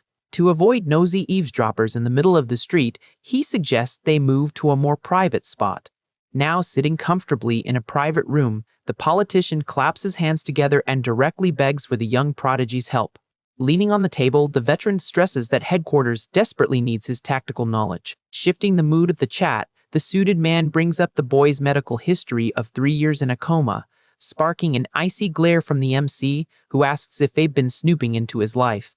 After swallowing hard, the man asks for forgiveness, justifying that the background check was necessary since an unregistered talent could easily be a criminal. Cloaked in a threatening aura, the ex-player warns in a deadly tone that now that it's official, the investigations must end, ordering them to never repeat that mistake. The firm reaction impresses the politician, who is used to seeing civilians trembling in fear and begging to cooperate whenever national security is mentioned. In total contrast, the young man sips his coffee calmly, proving to the veteran that this recruit knows exactly his own worth and won't bow down. Holding his coffee mug, the MC asks straight up what exactly he gets if he decides to help the country. Confused by the blunt approach, the suit just repeats the word cooperation while staring at the boy. With an awkward smile, the man admits he's a bit embarrassed to say this, but he actually holds a pretty high position at headquarters. Since reps are elected by public vote, he explains that good results guarantee his re-election, making the guy quickly realize he's dealing with a politician. Leaning forward and crossing his hands on the table, the veteran tries to close the deal, promising the world he guarantees he'll provide all the support possible within his authority. Resting his chin on his hand, the young man finds the offer pretty underwhelming, since big rewards from a public servant don't mean free cash in his pocket. Lightly tapping his finger on the wood, the ex-player decides to take the reins of the negotiation. Without beating around the bush, he suggests they do a trial-run partnership for just 1 month, leaving the bearded man totally surprised. Raising a finger with a confident smirk, the boy explains that, since he just got registered, he'll focus on his own growth during this period and request the necessary support. If he's happy with the politician's services, the alliance continues. If he doesn't like it, he returns what he got or pays it back in equivalent intel. A smirk forms on the rep's face as he realizes the kid intends to use him as a personal secretary for a whole month. Resting his hand on the table, he admits the move is way too bold, but ends up accepting he doesn't have much of a choice. Reaching out for a handshake, the man agrees to the plan, knowing the profits of sticking close to this prodigy will be insane. With the steaming cup on the table, the mood shifts when the guy mentions there's a very important detail before they lock everything down. In a serious tone, the ex-player demands that the info about him breaking the record must not leak to the public under any circumstances. Looking the politician dead in the eye, he justifies that this absolute discretion is purely for his own safety. Feeling offended, the bearded man's eyes widen, and he tries to defend headquarters, ensuring they can keep the young man protected. With a brutal cut, the MC states that an organization that can't even handle a single gang would never be able to protect a talented individual. Clenching his fists tight due to the harsh truth, the rep accepts the request, promising to block the info as much as he can. Ready to leave, the suit warns that rumors will eventually spread, but the boy reassures him, saying he doesn't care about that. In a polite goodbye, the veteran walks toward the building exit, suggesting they meet again in the future. Watching the man walk away, the guy pulls his phone out of his pocket, satisfied he secured the association's silence. With an excited smile on his face, he decides it's high time to check out the items he got for his absurd achievement. A simple tap on the device projects a glowing blue holographic screen in front of him. Shocked by the icons on the interface, the young man can barely believe he received 3 high-level summon scrolls and 2 low-level abrasives. Analyzing the screen, he concludes that such an insane reward makes total sense for a first-time clear that's only handed out once. Resting his face on his hand, the urge to pop the items right there is strong, but gambling with only 3 pulls seems like an unnecessary risk. A much more profitable idea lights up his mind, remembering a perfect alternative to make a quick fortune. Accessing the exclusive network for registered hunters, he logs into the system where the vast majority of legal item transactions take place. The memory of the politician recommending the official trading app pops up as he browses the system looking for profit. Pointing his finger to the listings tab, his main goal is to check how the current scroll market is doing. Frozen in the middle of the street, the sight of the numbers on the screen completely stalls the ex-player. His eyes widen in pure shock, processing the astronomical prices being traded on the official platform. The device's display clearly shows a high-level scroll goes for 3 million, while the low-level ones go for a bargain. Breaking into a cold sweat over the discovery, the MC realizes he made an absurd 9 million won playing around in a dungeon for just 5 minutes. With his face flushed with excitement, his mind starts crunching the numbers on the massive fortune he'll make if he keeps repeating this process. In his imagination, he sees his entire family crying tears of joy, surrounded by piles of cash, promising himself he'll pull them all out of poverty once and for all. Getting back to strategic focus, the perfect plan is to sell the expensive items and heavily invest in buying countless cheap scrolls to build a focused army. Swiping his finger through the market offers, something very weird catches the young prodigy's eye. Evaluating the listings, he doesn't get how items that drop in excess are stuck at 5,000, even with way more sellers than buyers. Scratching his head thoughtfully, the guy concludes the best way to clear up market doubts is by talking to someone who works in the field. Without wasting time, he puts the phone to his ear and waits for someone to answer on the other end. Relaxing on her bed, his younger sister picks up the call, asking what he wants right now. Needing a crash course on the bizarre economy of this new world, the MC asks the girl to explain the situation in detail. Straight to the point, the girl explains that prices don't drop because headquarters itself buys up the market surplus. Walking down the brightly lit streets, the guy asks confusedly why the government would buy trash, and she answers it's under the guise of supporting ranked players.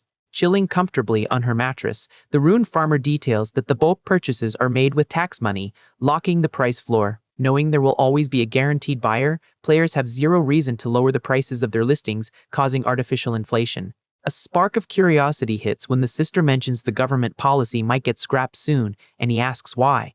After hearing that the storage bases are packed with useless scrolls nobody wants, a sly smirk forms on the MC's face before hanging up. Staring at the dark screen of his device, the perfect gear for his ambitious plan just clicked into place. A short time later, the government rep flashes a huge smile as he welcomes the young prodigy back to his office. Amidst laughs, the bearded man jokes that the kid must have really missed him, while the boy just tries to keep a straight face. With his hands resting politely on his lap, the ex-player hesitates for a second before the politician asks if he needs something.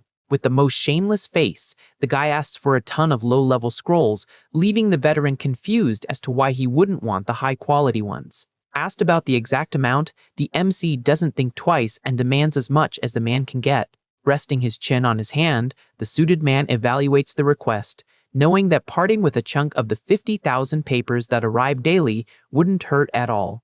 With a wave of his hand, the rep warns he won't provide government materials for the kid to flip on the black market, but gets cut off promptly.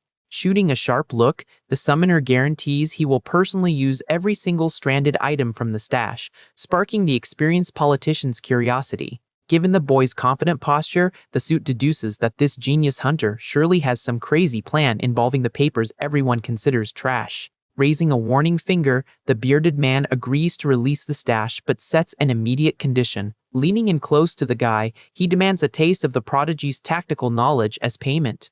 Keeping calm, the young man listens to the rep explain that handing out resources bought with public money without a solid justification would destroy his political career. After taking a sip of coffee, the veteran makes it clear he needs solid guarantees to cover his own behind if things go south. A satisfied smile crosses the ex-player's face, realizing the big shot is smart and won't hand out favors for free.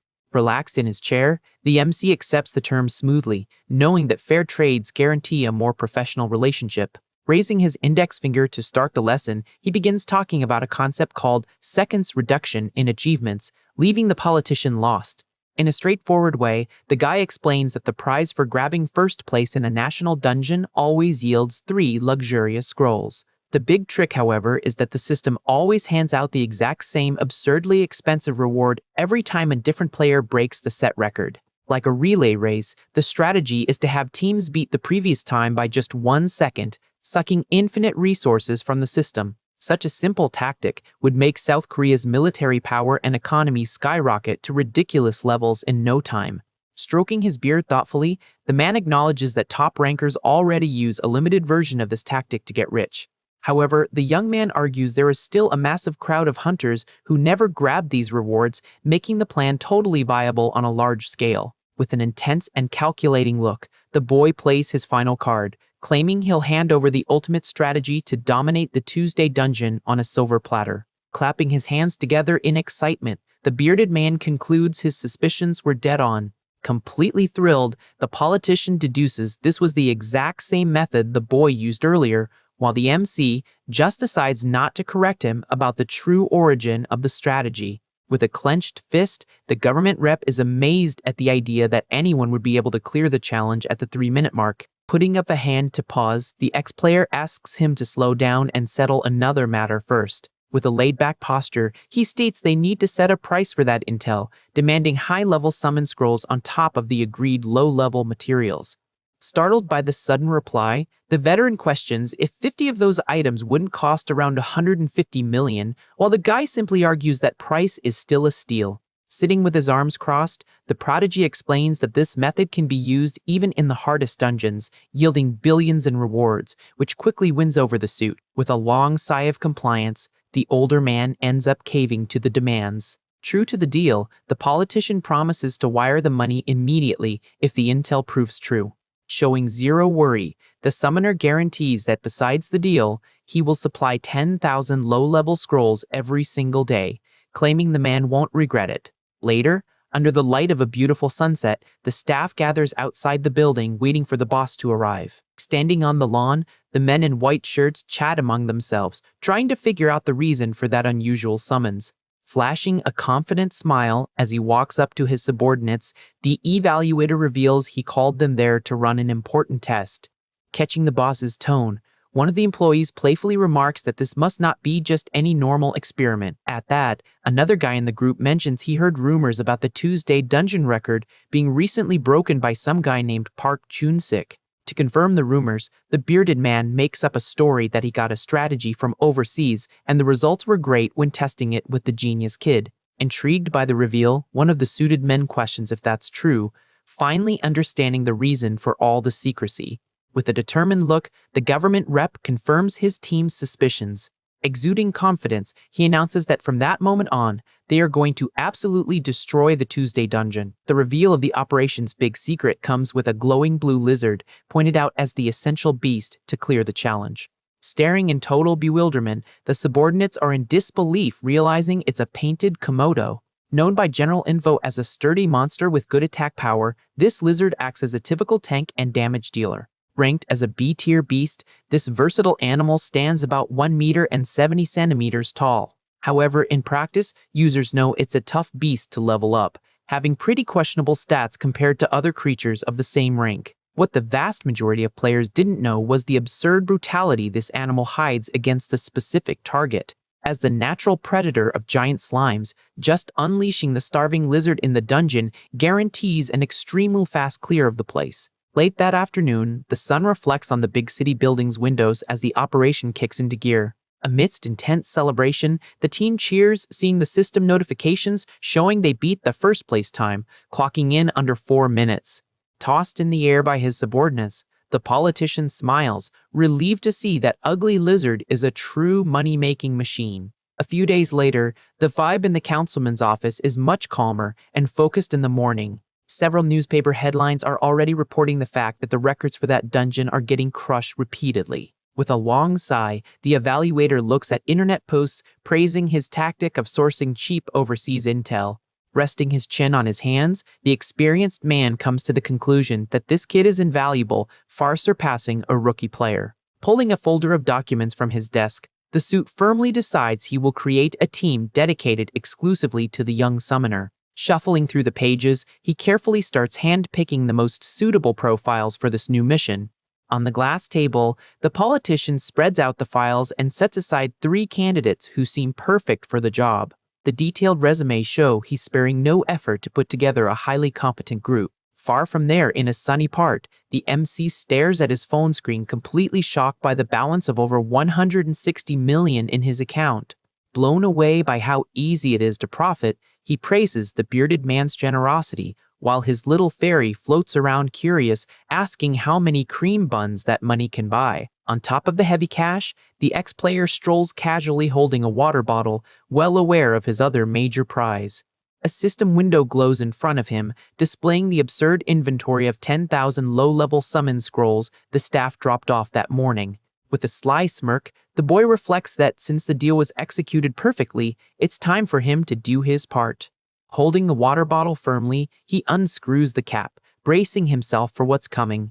Calling his tiny companion, he asks if she is ready and gets an excited scream of confirmation.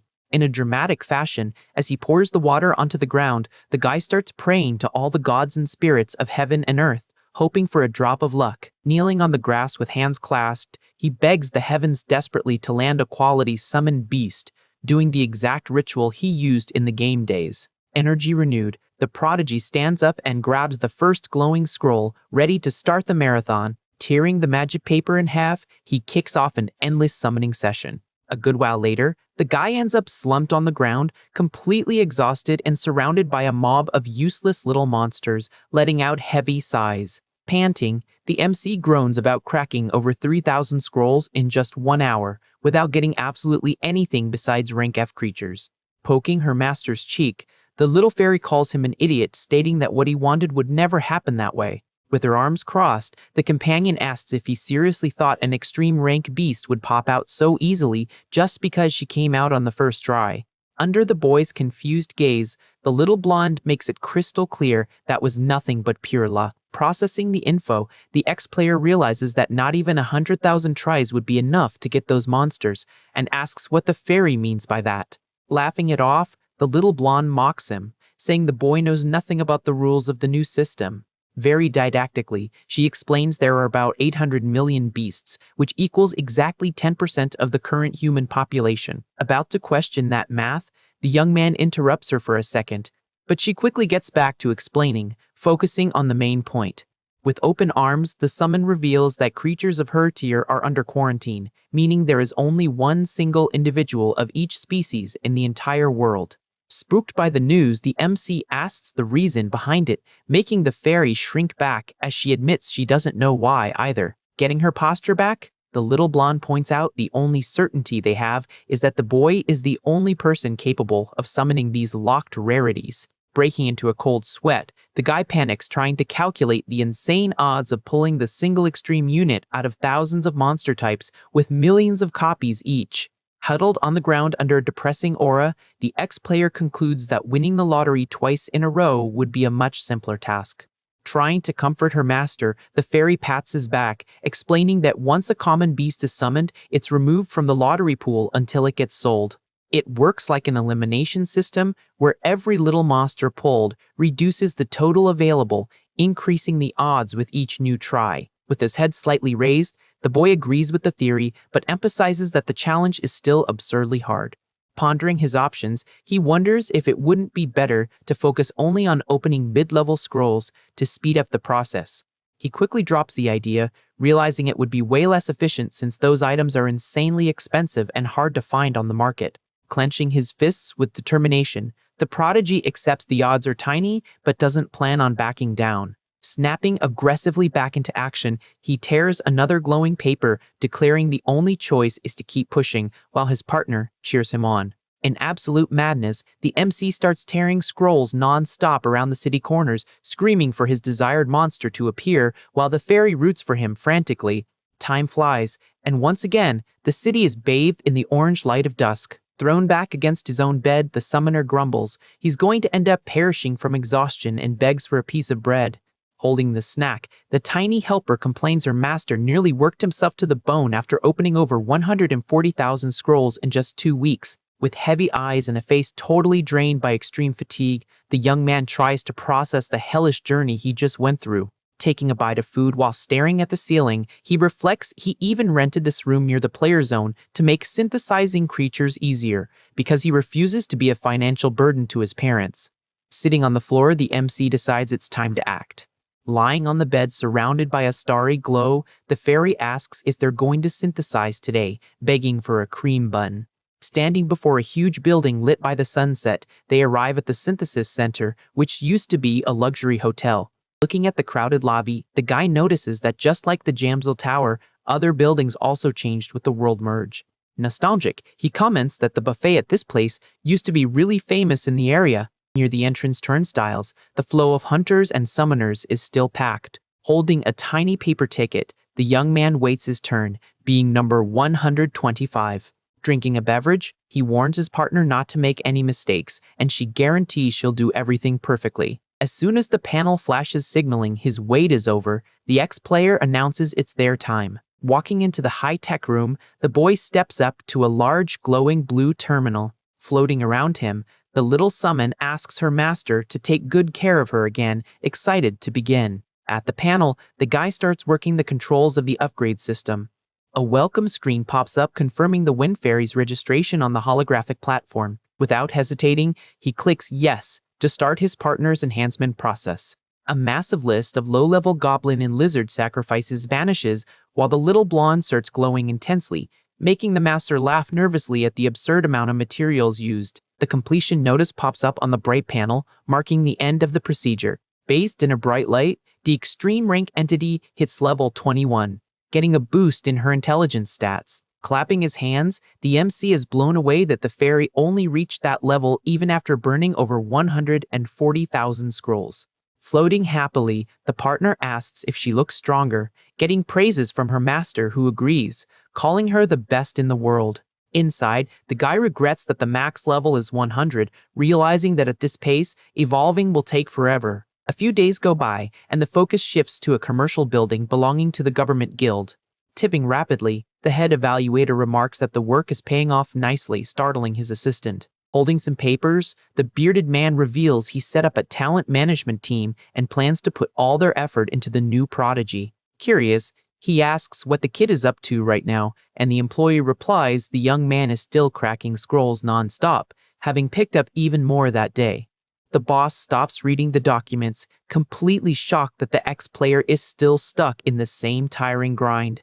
The assistant quickly explains the summoner asked if he could use his prize money to buy even more low-level packs. Worried, the subordinate reveals the kid asked for a discount below market price, but the management department is already watching them, complicating things. Checking the paperwork, the evaluator notices the rookie is reinvesting everything in stranded items nobody wants to buy. Figuring there must be a really good reason behind it, the suit orders them to sell the papers for half price. Shocked by the call, the employee questions the order, reminding him that if they get caught giving special treatment, they'll be in serious trouble. Keeping his cool, the evaluator wipes his mouth and tells his subordinate not to worry about the fallout. In his mind, the boss pictures the kid wearing a crown, surrounded by powerful summons, becoming Korea's great hero in the future. He is positive that when people find out he backed the young man through hard times, his approval rating will skyrocket, securing his job. Confident in his own plan, the suit slams his hand on the desk and tells the assistant to just follow orders. Seeing his superior's determination,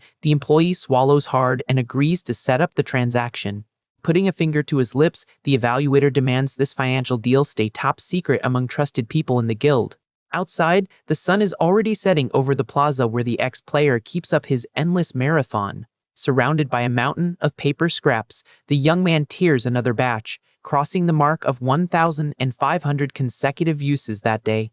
Whining beside her master, the fairy begs to know how long they'll keep doing this, afraid they'll be there until they drop dead. Suddenly, the sound of elegant footsteps approaches, cutting through the duo's exhausted vibe.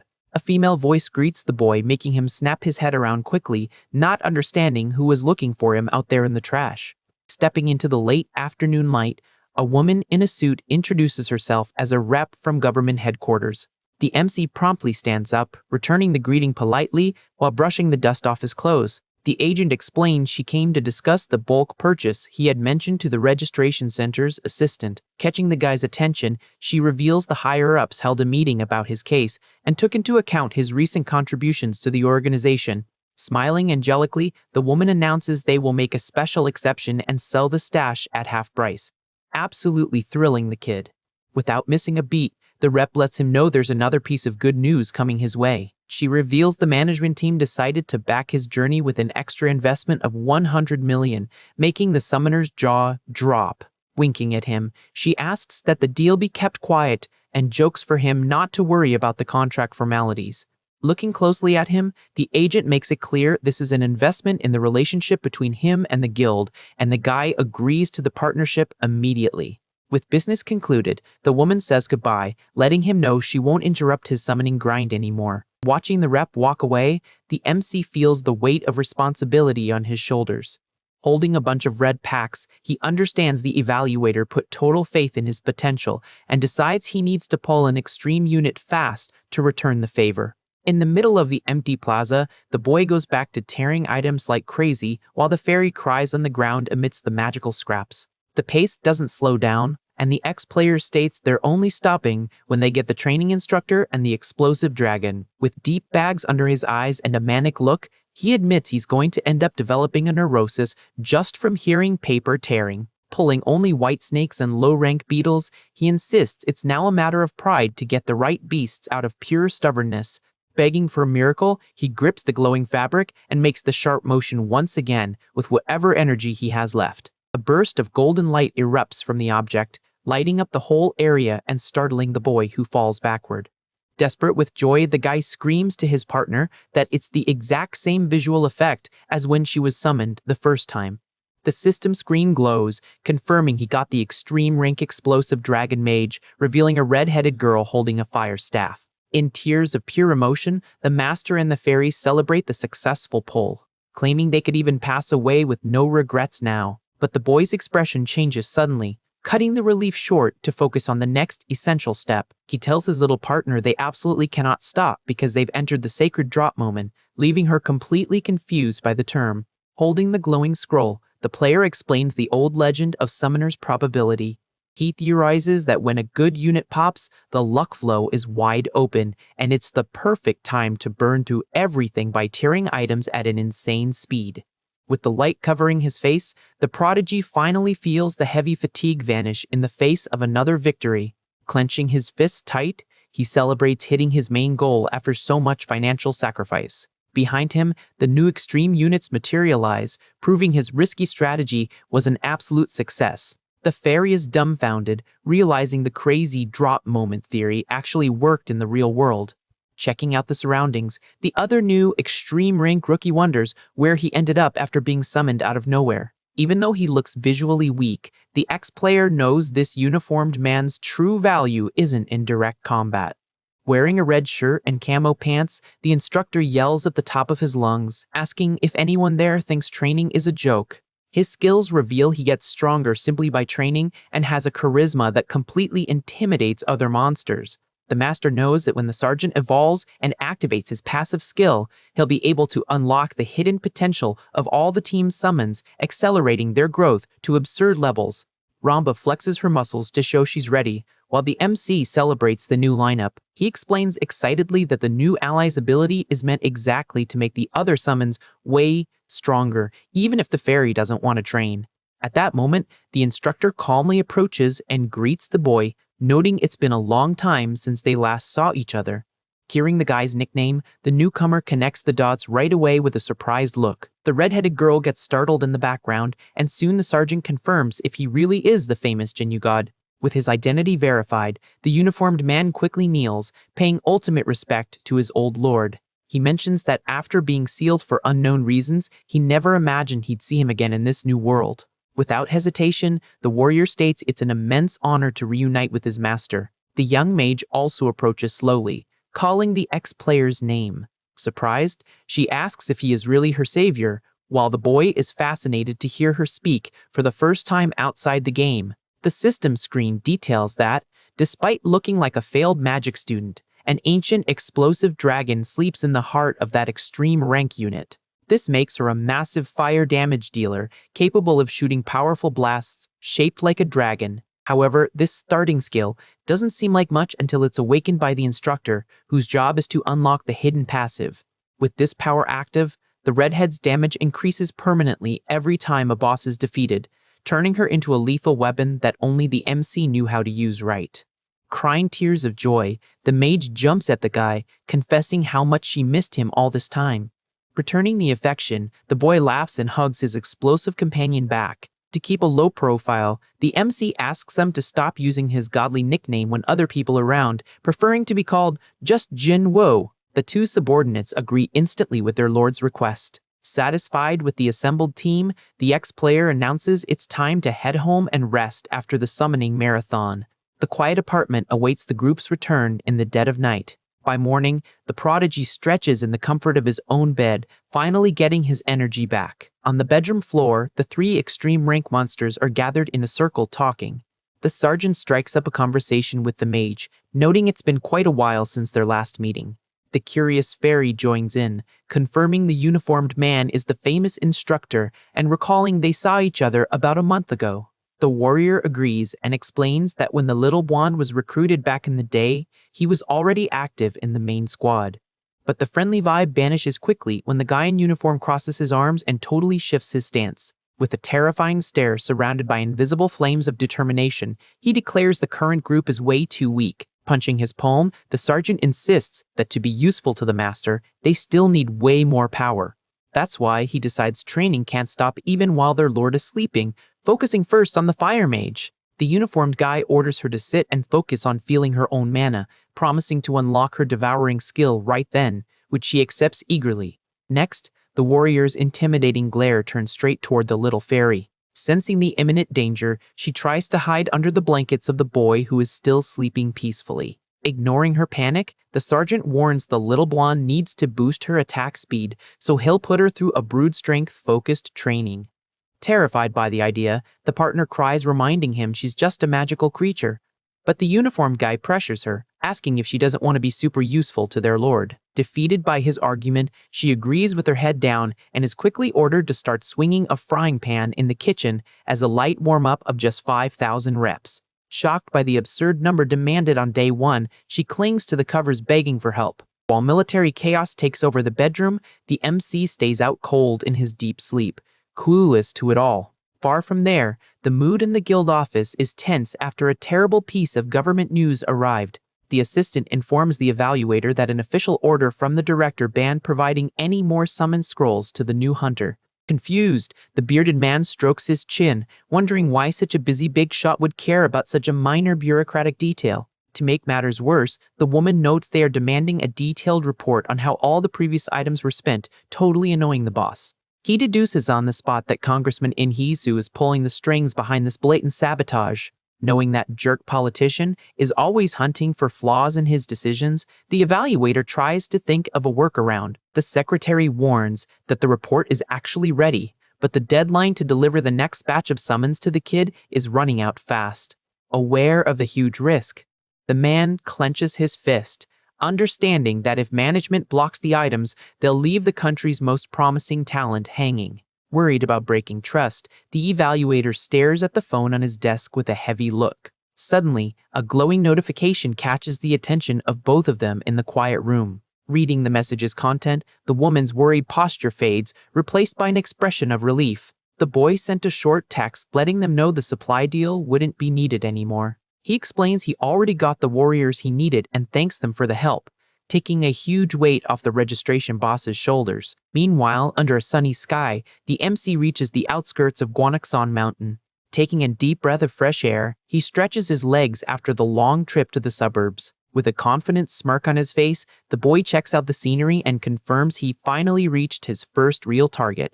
Pulling his phone from his pocket, he opens the system app and explains there are 4 types of rifts in this merged world. The first type is for farming materials depending on the day of the week, while the second is the imposing Tower of Challenges, which borders on a one-way ticket to game over but hands out legendary rewards. The third type is aimed at wiping out the Chaos Demon Dragon, requiring dozens of players to form a solid attack frontline.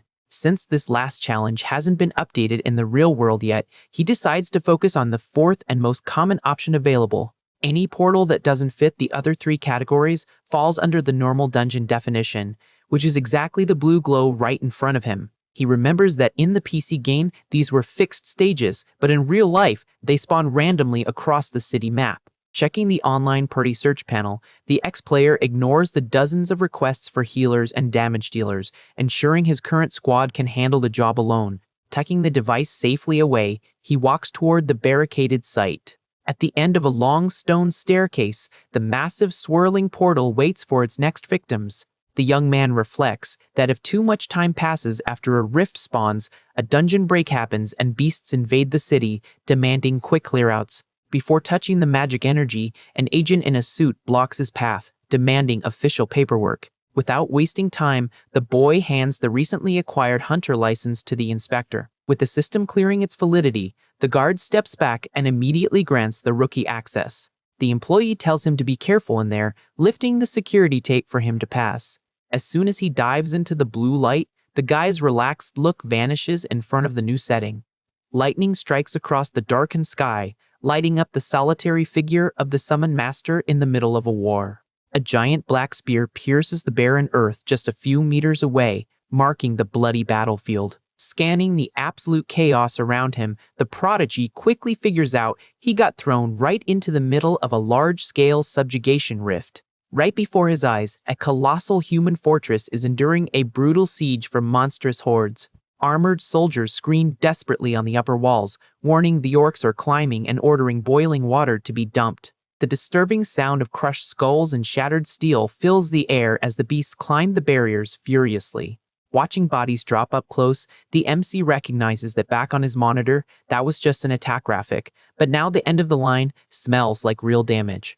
A huge orc brutally crushes a soldier's defense with a devastating blow. The wounded warrior cries out in despair, calling for healers as he drops to the ground. Watching the wipeout from the top of the wall, Jinwoo realizes that this is really a true war, but he quickly regains his composure, deciding he just needs to do what he always does. The MC begins releasing his mana, getting ready to play his trump cards. A bright light takes over the battlefield as the guy tells his allies to get ready. The system announces the arrival of his rank EX summons, highlighting the Wind Fairy and the explosive Dragon Mage. Jinwoo takes a confident stance next to Ramba, the Fire Girl, and his masked warrior. Bringing the Blue Gorilla into the arena as well, the young man knows very well he couldn't find better tanks and supports.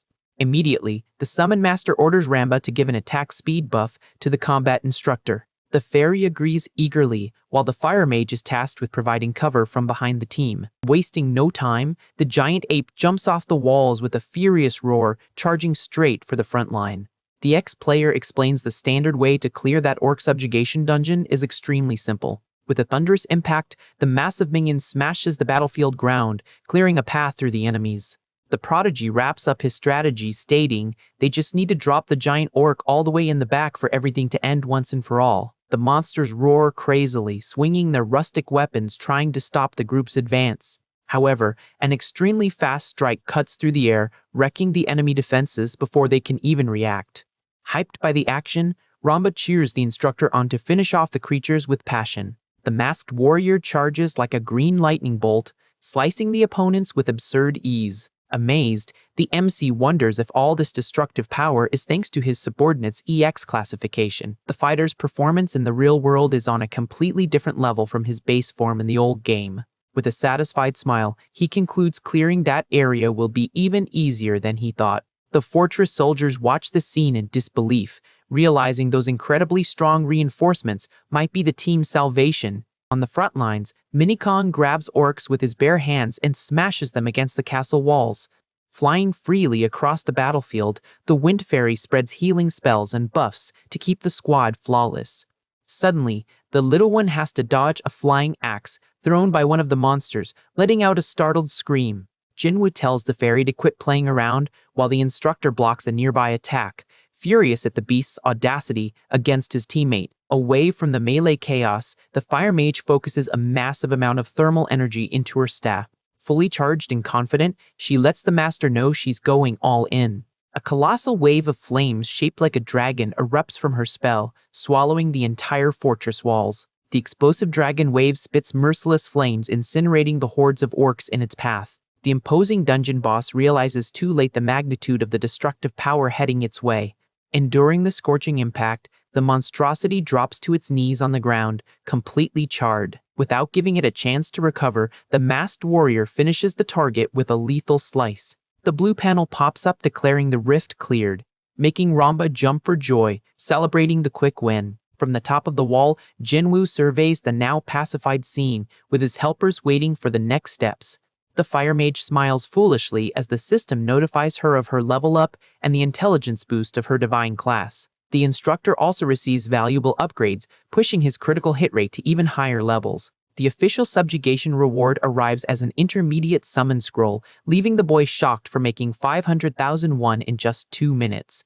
With the team waiting, the young man decides he needs to find the next rift as fast as possible. Clenching his fists, the ex-player understands that this is the perfect chance to strengthen his minions and get rich at the same time. Determined to flip the script on his financial life, the MC jumps off the structure, declaring the real infinite farming has just begun. Far away, at Hunter Admin Headquarters, government red tape dictates the tense pace of the city. Park Chang-sok, the head evaluator, sighs heavily as he rests his head on his own work desk. A woman in a suit walks up to the exhausted official, asking where he found the guts to make a bet like that. During a tense board meeting in the past, a suited man tries to calm the heated tempers in the conference room. With a cynical smirk on his face, Lim Hee-soo defends himself, saying he just offered some advice about wasting public budget. The bearded leader loses his temper in his chair, asking how they can call themselves a talent management team if they can't train a single decent recruit.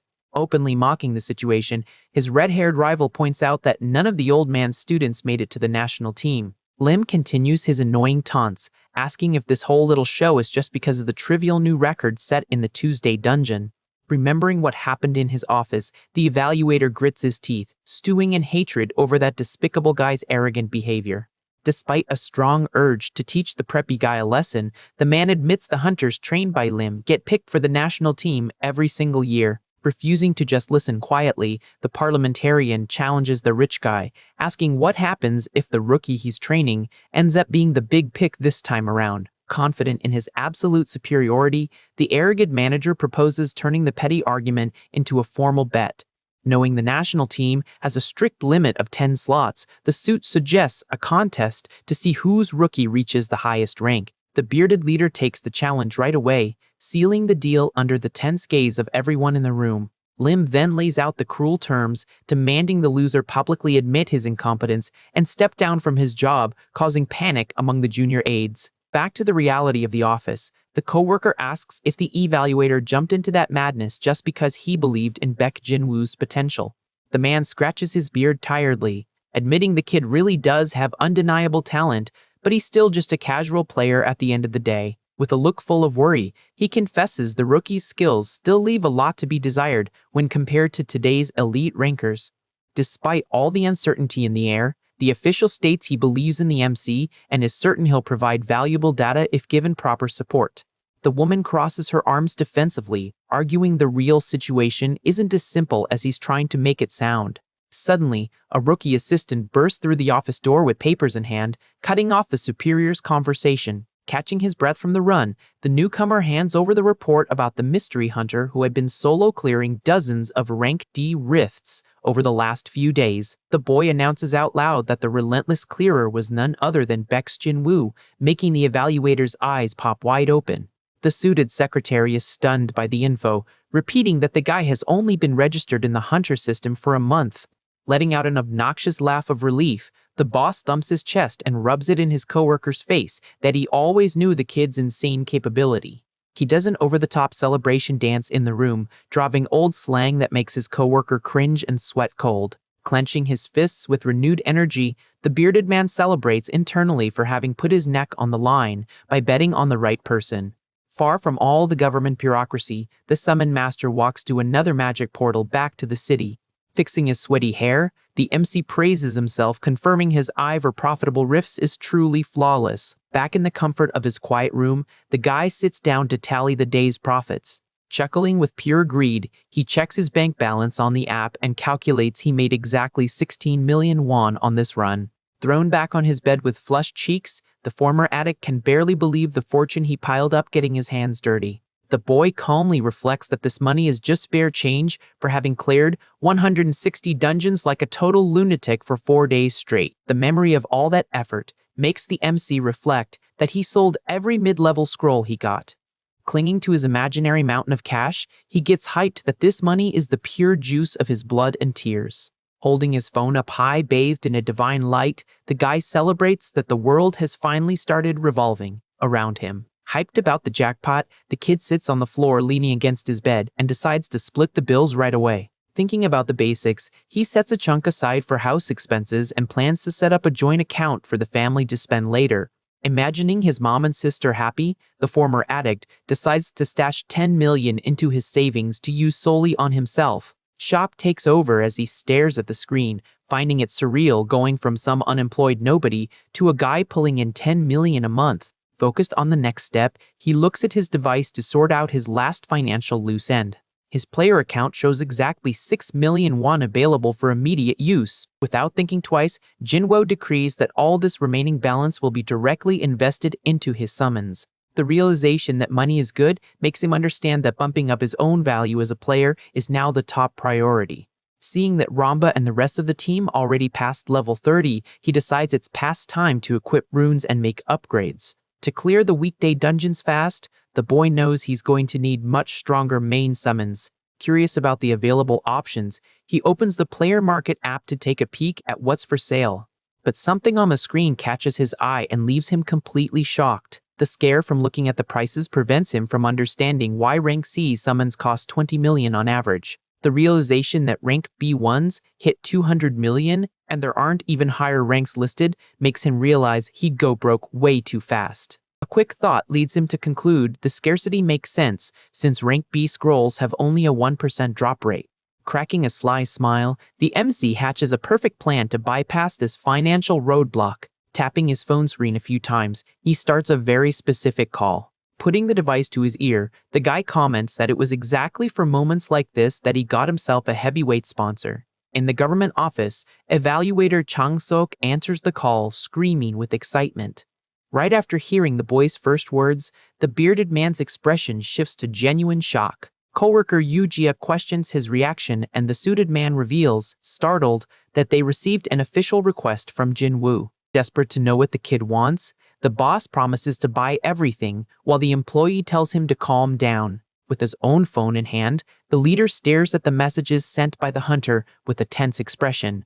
The screen displays a massive list of high-level summons with astronomical price tags nearing 300 million each. The bearded man points at the screen, freaking out, and asks if the MC really wants them to buy that whole list all at once. Pulling his own hair, the man complains that if headquarters had bought all that for him, he definitely wouldn't be stuck using a rank C team. Trying to stay focused on the negotiation, he asks straight up what the boy's going to offer in exchange for such a heavy investment. The assistant reads the text and reports that the hunter will share fast attack strategies, not just for a few days, but for every weekday dungeon.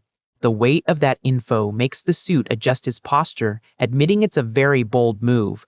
Flashing a confident smile, the evaluator agrees to the proposal without a second thought. Fixing his tie full of swagger, he tells the team he's going to personally take this deal to the headquarters director. Moments later, the confidence vanishes and the man appears screaming in hatred, calling his superior a dusty fossil while punching the desk. Fury makes him tear up the papers, yelling, declaring it's because of attitudes like this that the country is always dead last in the global rankings. Watching his tantrum with her arms crossed, Yujia sighs that the request was obviously denied, but finds her colleague's passion admirable. Calmer now. The parliamentarian explains the director demanded they prove they could clear the rift first before requesting the budget. Annoyed again, the boss asks how they are supposed to prove they can clear the dungeon if they don't have the required summons to do it. A punch to the desk highlights his outrage, stressing that if Jinwoo's intel is legit, the profit would be colossal, but headquarters is too dumb to see it. Sighing heavily in his chair, the man confesses he has a really bad feeling about missing out on this golden opportunity. Analyzing the situation coldly, the woman with glasses comments that selling such valuable info for a measly 1 billion seems a bit sketchy. With an intriguing smirk, the secretary catches the evaluator's attention with a sudden idea. Standing up with a dominant posture, the wealthy woman shocks the two men present by suggesting paying the list's total out of her own pocket. The bearded man swallows hard, sweating cold, suddenly remembering the true identity of that woman working with them. Besides working in the government, the young woman is the fourth granddaughter of the Daesung Group family, the biggest conglomerate in the country. Raised receiving the best education the corporate elite could offer, she always had a sharp mind for business. Unlike her relatives, the young lady's real interest was never running companies, but rather the untapped potential of players. Recently, the person who has been fascinating this billionaire heiress the most is exactly the reckless MC. Surprised by the kid's moves, she finds it impressive that a mere rookie has the guts to try negotiating directly with the government. The commercial agreement signal accompanies Jie's proposal to create a one-person management agency totally focused on him. Her plan is to invest aggressively so the guy can maximize his intel and then split the profits of this partnership. Worried about his co-worker's boldness, the parliamentarian asks if she's sure about this, since it's an absurd amount of money. Letting out a mocking giggle, the rich lady finds it funny that her bosses worry precisely about her bank balance. Regaining her elegant posture, the wealthy woman gives an intimidating warning that money is the last thing they need to worry about. Her styled hair and calculating smile seal the decision that she needs to meet Baek Jinwoo one more time before closing the deal. Later, at the upscale reserved restaurant, the executive waits patiently for her newest business interest to arrive. Turning her head as she hears footsteps, she watches the young hunter approaching the table. Dressed sharply, the MC thanks her for the welcome while the waiter pulls out the chair for him to sit. Remembering the text setting up the meeting, the boy finds it funny how fast they settled everything over a single piece of intel. Dazzled by the fancy vibe, the guy reflects that this VIP treatment puts even five-star hotels to shame. Excited by the pampering, he jokes to himself that this kind of luxury motivates him to keep selling exclusive data. Getting closer to the table, the boy notices the woman's presence and asks if she is the person he's supposed to talk to. The heiress stands up to greet him, confirming his suspicion that Secretary Yu Jia is his mysterious host. The MC reveals in his thoughts that he looked her up before coming and almost had a heart attack seeing the lady's full profile. Reading articles about her talent and lineage makes him admit he never imagined someone from the billionaire elite working at government headquarters. The executive thanks the guy for coming and politely asks if he came alone to the meeting. Flashing a gentle smile, she clarifies that today's business has zero connection to the official hunter department. With the plates already served on the table, the woman jumps into the main topic, stating that, unfortunately, headquarters rejected the proposal. A sip of her drink pauses the chat while she confirms it's impossible to get the requested government funding. Taking the situation without drama makes the kid picture evaluator Chang-sok fighting for approval in vain, and he handles the rejection fine. Shifting the tone of the conversation, the rich lady leans in and lets him know she prepared an alternative proposal to solve this deadlock. Jinwoo stops eating, paying attention to the woman's words as she announces her plan to start a management agency from scratch. Keeping direct eye contact, the heiress firmly states that this new million-dollar corporation will be created exclusively to meet his needs. Caught totally off guard by the insane offer, the summon master's eyes widen as he repeats the idea of a one-man agency.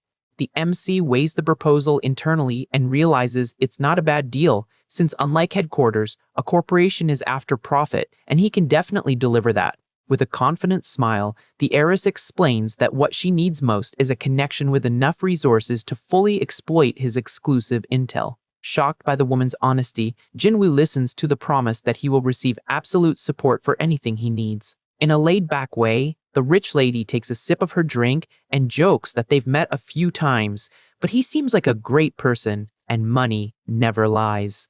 After finishing his drink, the guy decides he'll explain the details when they sign the contract and sets up a meeting at an empty lot for the next day. Before wrapping up the subject, the executive tells him to check out the summons he had requested earlier. Not getting how it happened so fast, the hunter asks how that's possible if he hasn't even signed the deal's paperwork yet.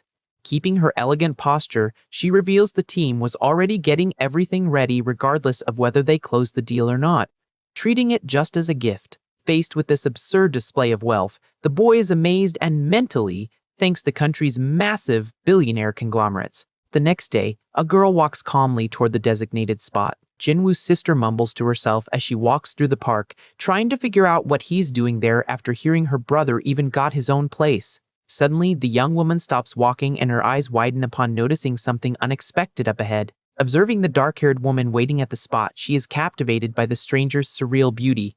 To be sure, the girl rubs her eyes, suspicious that she's seen that face on some famous social network before.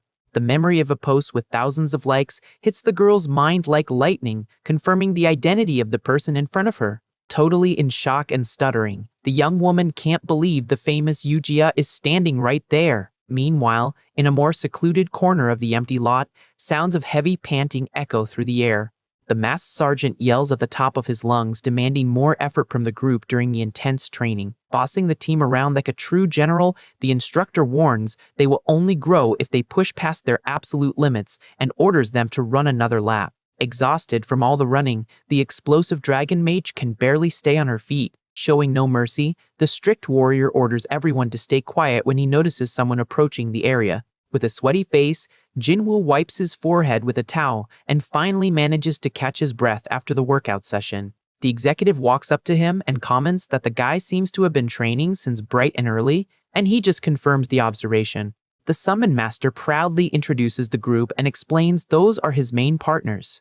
The heiress checks out the peculiar team and confesses she had never seen some of those summons before, while he promises to formally introduce them later. Getting straight to business, the rich lady holds out her hand glowing with magic energy and says she'll deliver the promised gift first.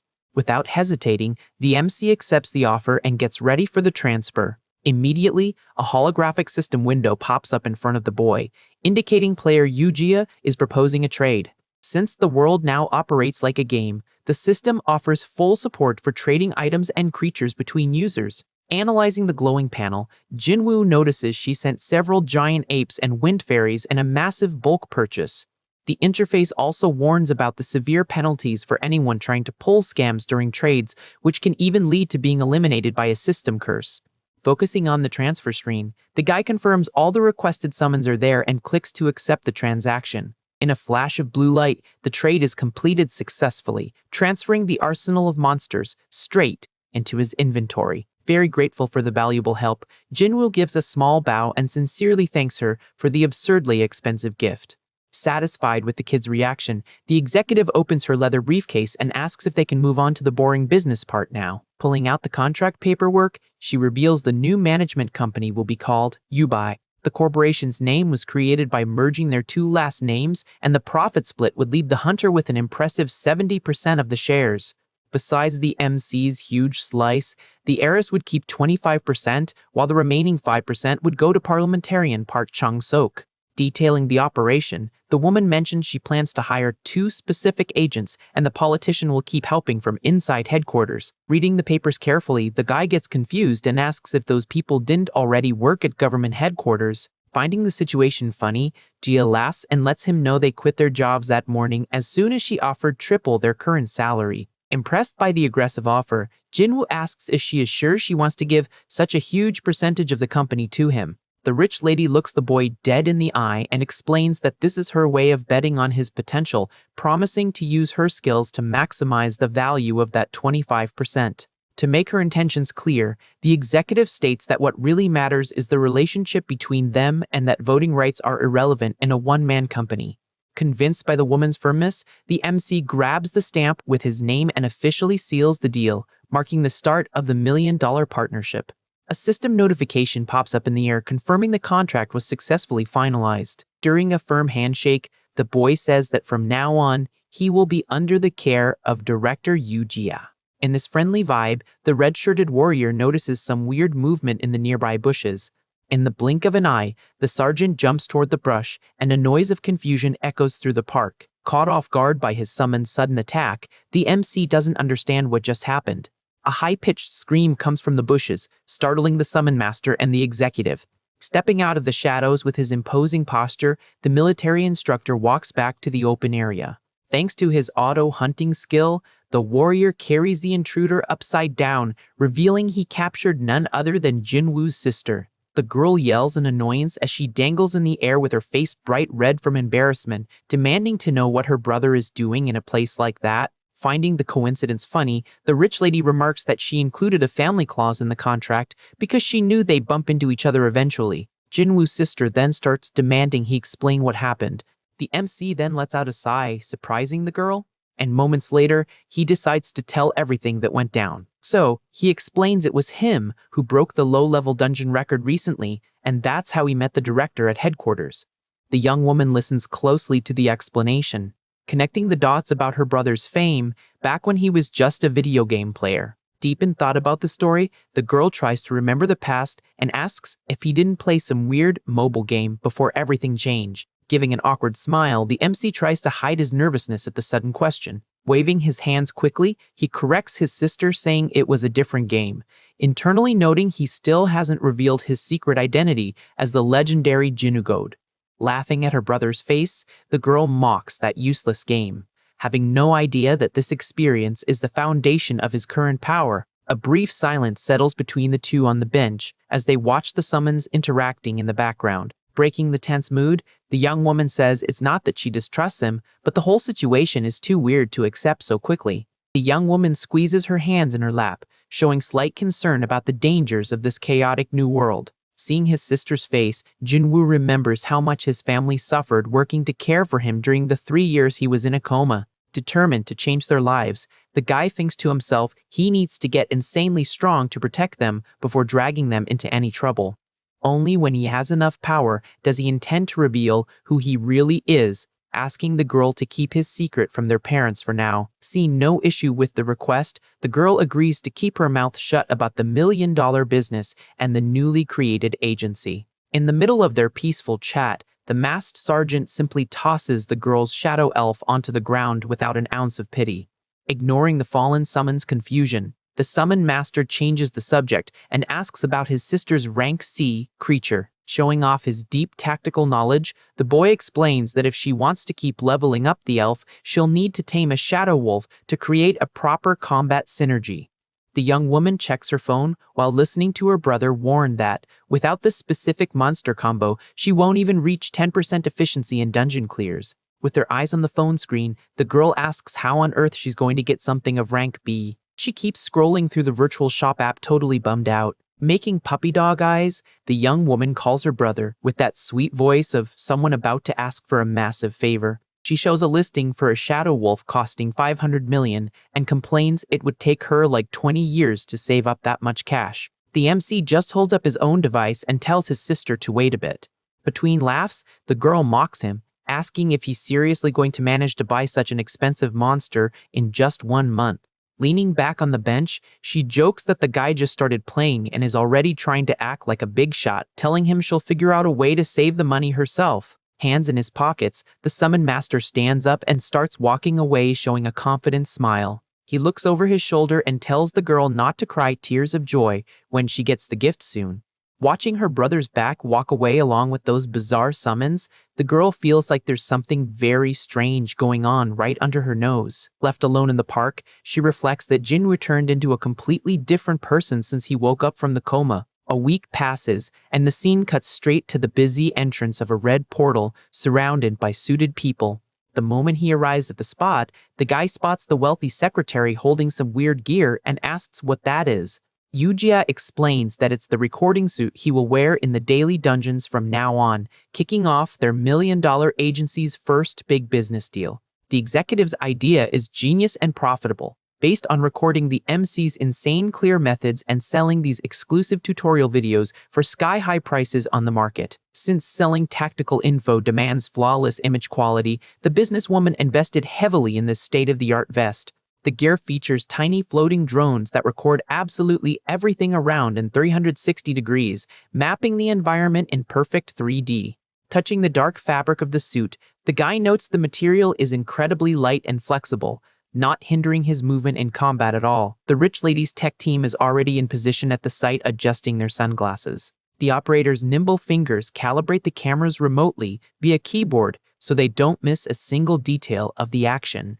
With everything set for recording, the MC sighs tensely, finding this whole blockbuster production way more stressful than actually raiding the dungeon. Worried, Gia reminds him this is his first time in the Monday challenge and says the team can just edit out the ugly parts in post-production if the clear isn't flawless.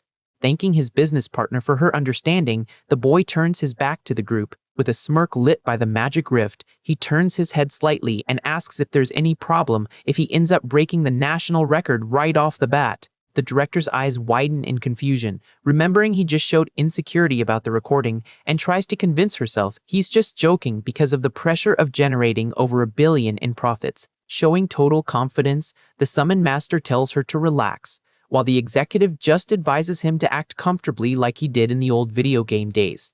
The kid's sneaker crosses the red barrier, while the narration highlights that the current national record for this dungeon is an absurd 7 minutes. Being swallowed by the dungeon's energy, Jinwoo evaluates the situation mentally. Keeping his relentless posture as the #1 player, he concludes he can beat that time with plenty of room to spare. As soon as the transfer finishes, the revealed setting is a gloomy cemetery under a stormy sky, the classic desolate environment of the Monday dungeon. This specific portal is highly contested for being the only one that drops runes purely focused on attack. The boy reflects on how the clear speed directly affects the world ranking and remembers the game forums, where everyone mercilessly roasted anyone who tried selling boring defense and regen items for summoners. Despite the offensive runes, this place's mechanics force the player to have overwhelming damage so they don't get run over by enemies. The standard rule of the place demands the group survive against endless hordes of undead for exactly 30 minutes. But even with this locked survival timer, the top hunter scoreboard still prioritizes whoever finishes fastest. The major flaw of this system is that even though it's a defense mission, the challenge ends immediately if the final boss, the terrible Lich, is destroyed. Checking the blinking green light on the vest, the guy confirms the cameras are rolling perfectly and focuses on the brutal tactic of ignoring the infantry and crushing the enemy leader straight away. With a simple wave in the air, he materializes his holographic summoner interface in the middle of the dark field. The system panel floats displaying 3 different crystal presets of ready-made teams. Proud of his own tactical organization, the MC explains he already set aside specific groups strategically for PvP fights and daily clears. The blue light shines brightly, breaking the darkness of the ground, bringing the giant gorilla and the masked sergeant ready for war. Right after, Golden Pillar summon the Dragon Girl and the Little Wind Fairy in the backline. A system message flashes on the screen, warning about the imminent approach of the evil army and telling the player to hold out until reinforcements arrive. Positioned confidently in front of his deadly team of overpowered monsters, the guy gets ready for the massacre under the half-hour clock. The blue scoreboard makes its first tick, officially marking the start of the brutal invasion of the dead. Dozens of skeletons and torn cloaks charge madly toward the dungeon invaders. Thirsty for immediate destruction, the blue monkey leaps high into the air, letting out a roar that shakes the place. Its colossal fists hit the cracked cemetery soil with the weight of a falling meteor. The shockwave shatters the bone monsters in a single instant, scattering magic dust and old damage everywhere. Watching an enemy's empty skull roll uselessly across the dirt, the Summon Master assesses his team's strength. With a dramatic wave of his hand, he orders his elite squad to begin their death march against the rotten horde. In a brief flashback to the tense chat in the park, the guy tries to process his younger sister's lame excuse. Kneeling on the ground, defeated by the weight of her own audacity, the girl suffers a comical debuff of brutal honesty crushing her morale. The MC asks in disbelief if she really recognized the rich lady on the street and decided to follow her like an unhinged fan, while the girl tries to smooth things over, saying it was just out of pure curiosity. Sweating cold with nerves, the young woman quickly looks away when her brother points out with an imaginary arrow that the technical term for that behavior is stalking.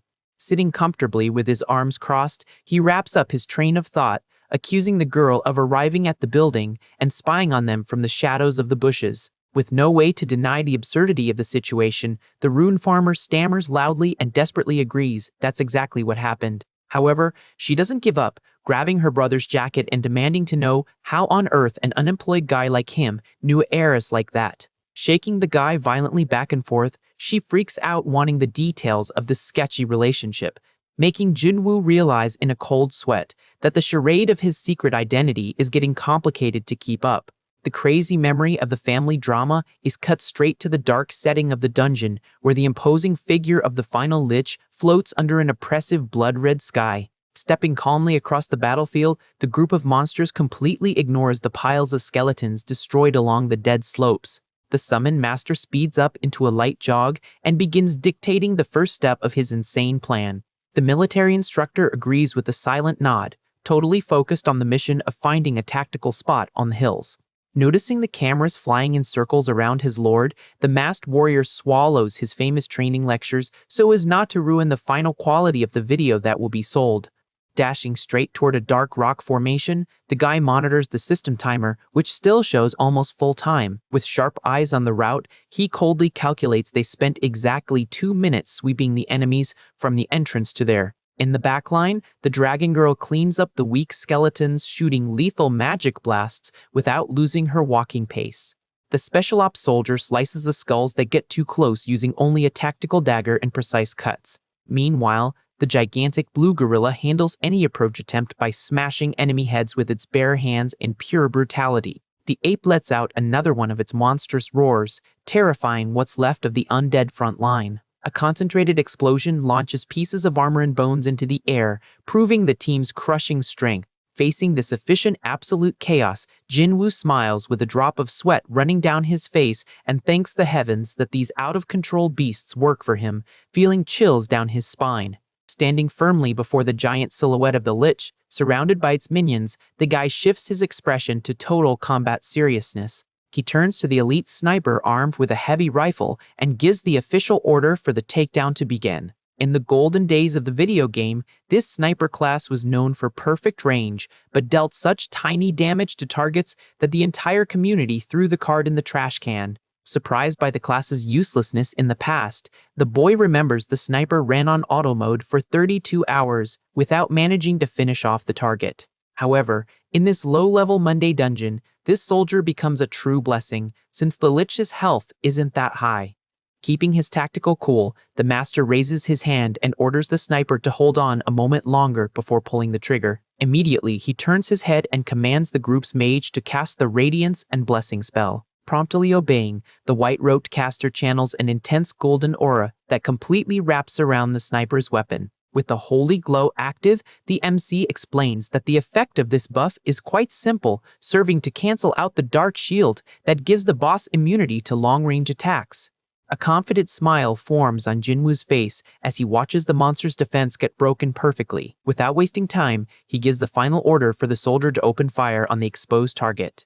In parallel, the masked sergeant charges forward furiously with a green aura emanating from his body. In a low sweeping leap, the warrior slices the skeletons, trying to block the path with precise sword strikes. At the same time, the gigantic blue gorilla smashes the enemy front line with a devastating double punch to the ground. The monkey tosses the undead into the air, opening up the rotten horde's defense even more. In the rear, the mage stays focused, moving his glowing hands to keep up the team's support. Waves of divine energy spread across the battlefield under the healer's constant casting. Taking advantage of all this perfect cover, the sniper unloads his weapon, firing precise shots that cut through the air.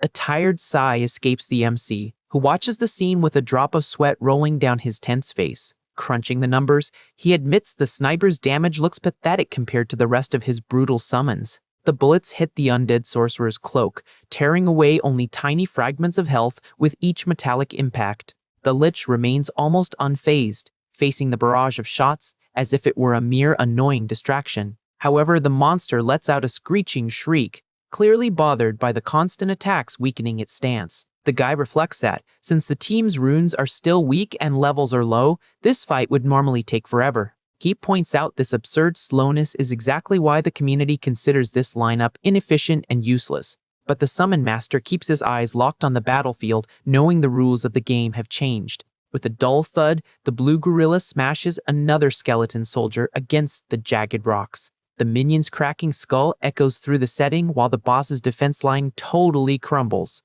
A smile of pure confidence appears on Jinwoo's face, crossing his arms admiring the organized massacre.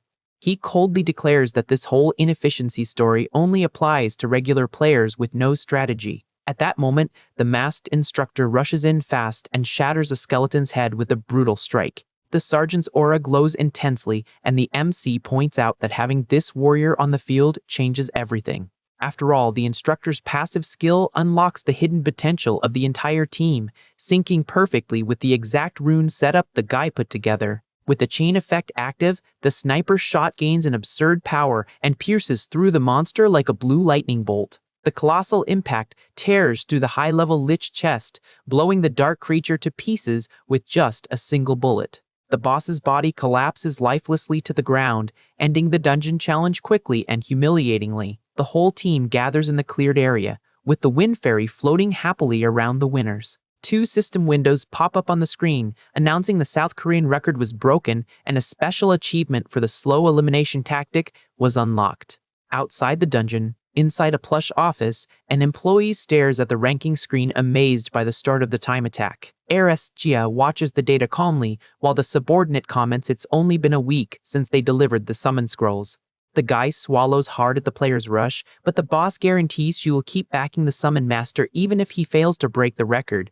Curious, the assistant asks if Baek Jin-woo really plans to overwrite all the daily dungeon records in the country. He throws his hands up, gesturing nervously, reminding her that the boy explained absolutely nothing about how he intends to clear the other portals. Looking at the ranking, the employee points out that veteran players have been dominating the area for over a year, hinting the plan might be a bluff. Keeping her elegant composure, the billionaire secretary turns her head and asks directly if he is really that worried. The guy steps back, sweating cold, clearly tense with the massive risk they're taking on this bet. Flipping her hair back with a confident smile, Jia reminds him this is a business funded entirely with her money, so the financial risk doesn't affect the staff. The assistant sighs, remembering the MC's own promise, assuring he'd protect the careers of those who trusted and followed his crazy plans. In a delusion of relief, the assistant sees the boss with angel wings, thanking the heavens that she's guaranteeing everyone's annual salary will stay untouched. Pulling the employees into a comforting hug,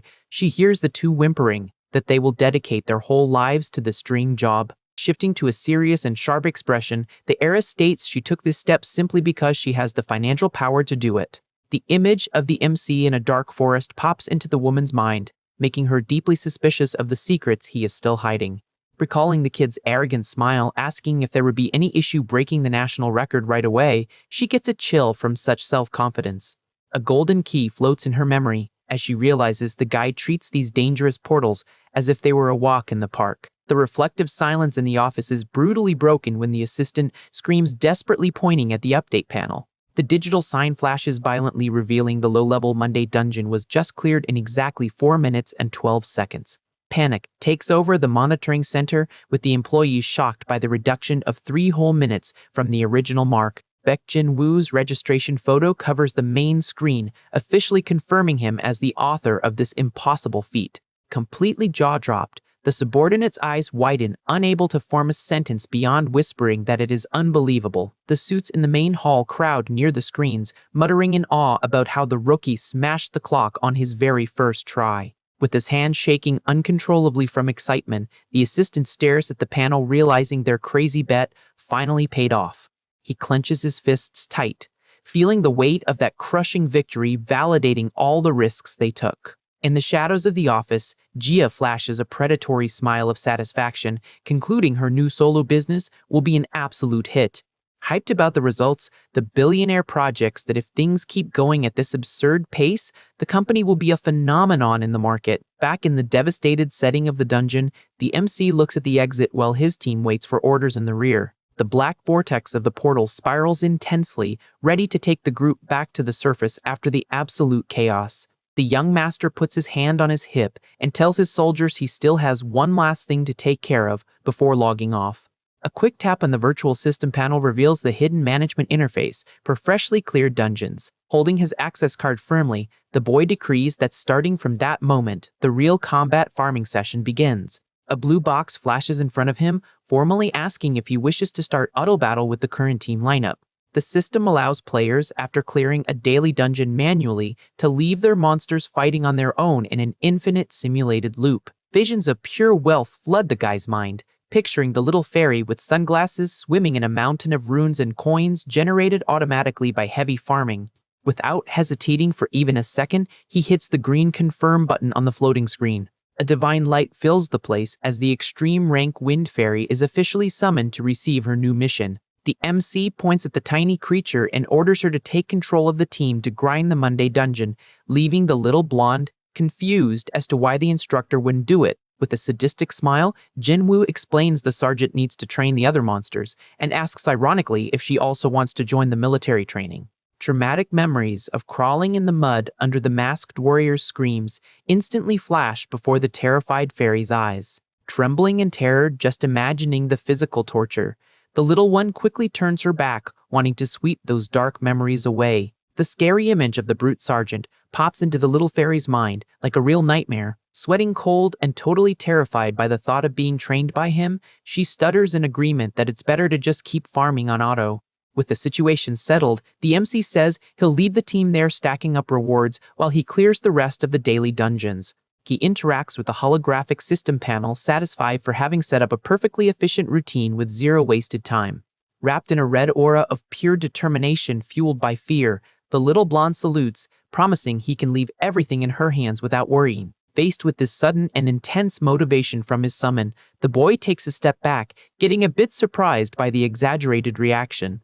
Already back in the outside world, he is greeted with pats on the back by Jia, who smiles excitedly, claiming she knew she could count on his potential. Returning the trust, the guy hands a black backpack to the secretary, letting her know all the clear videos are saved inside. The billionaire thanks him repeatedly for the valuable merchandise, while he just checks if she needs anything else to keep the plan moving. Walking side by side with her client, the Daesong Group heiress guarantees she will be careful not to leak anything and tells him not to worry about the media.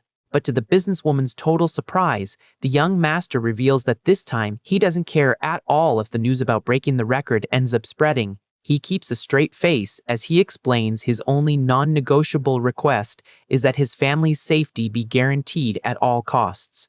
Even knowing gangs still rule the streets of Korea, he trusts the newly formed Yuba company has the capability to provide strict protection.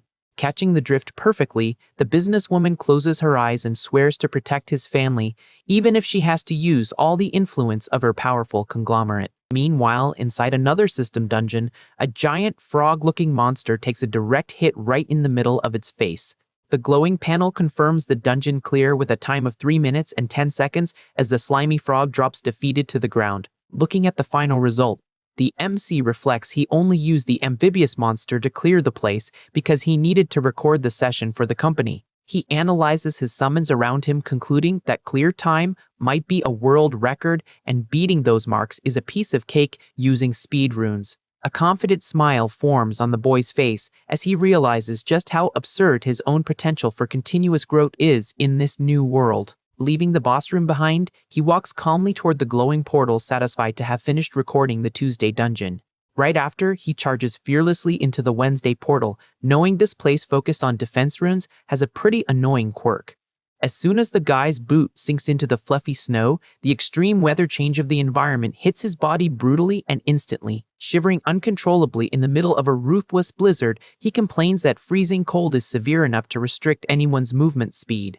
Hugging his own body to try and trap some heat, he accesses the summon system on his phone, grumbling that he's going to end up freezing to death right there.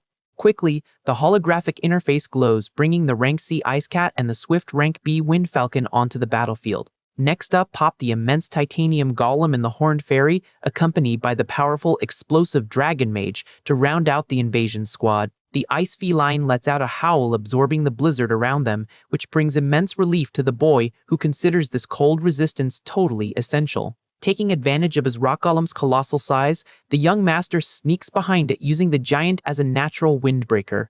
With the team fully formed and shielded from the harsh local weather, he turns his face to the white storm, wanting to see what awaits them in the fog. At that exact moment, several furious snow beasts emerge, tearing through the mist and roaring wildly at the new invaders. Stepping into his role as a true tactical commander, the MC points forward, ordering the titanium golem to start the heavy charge against the hordes.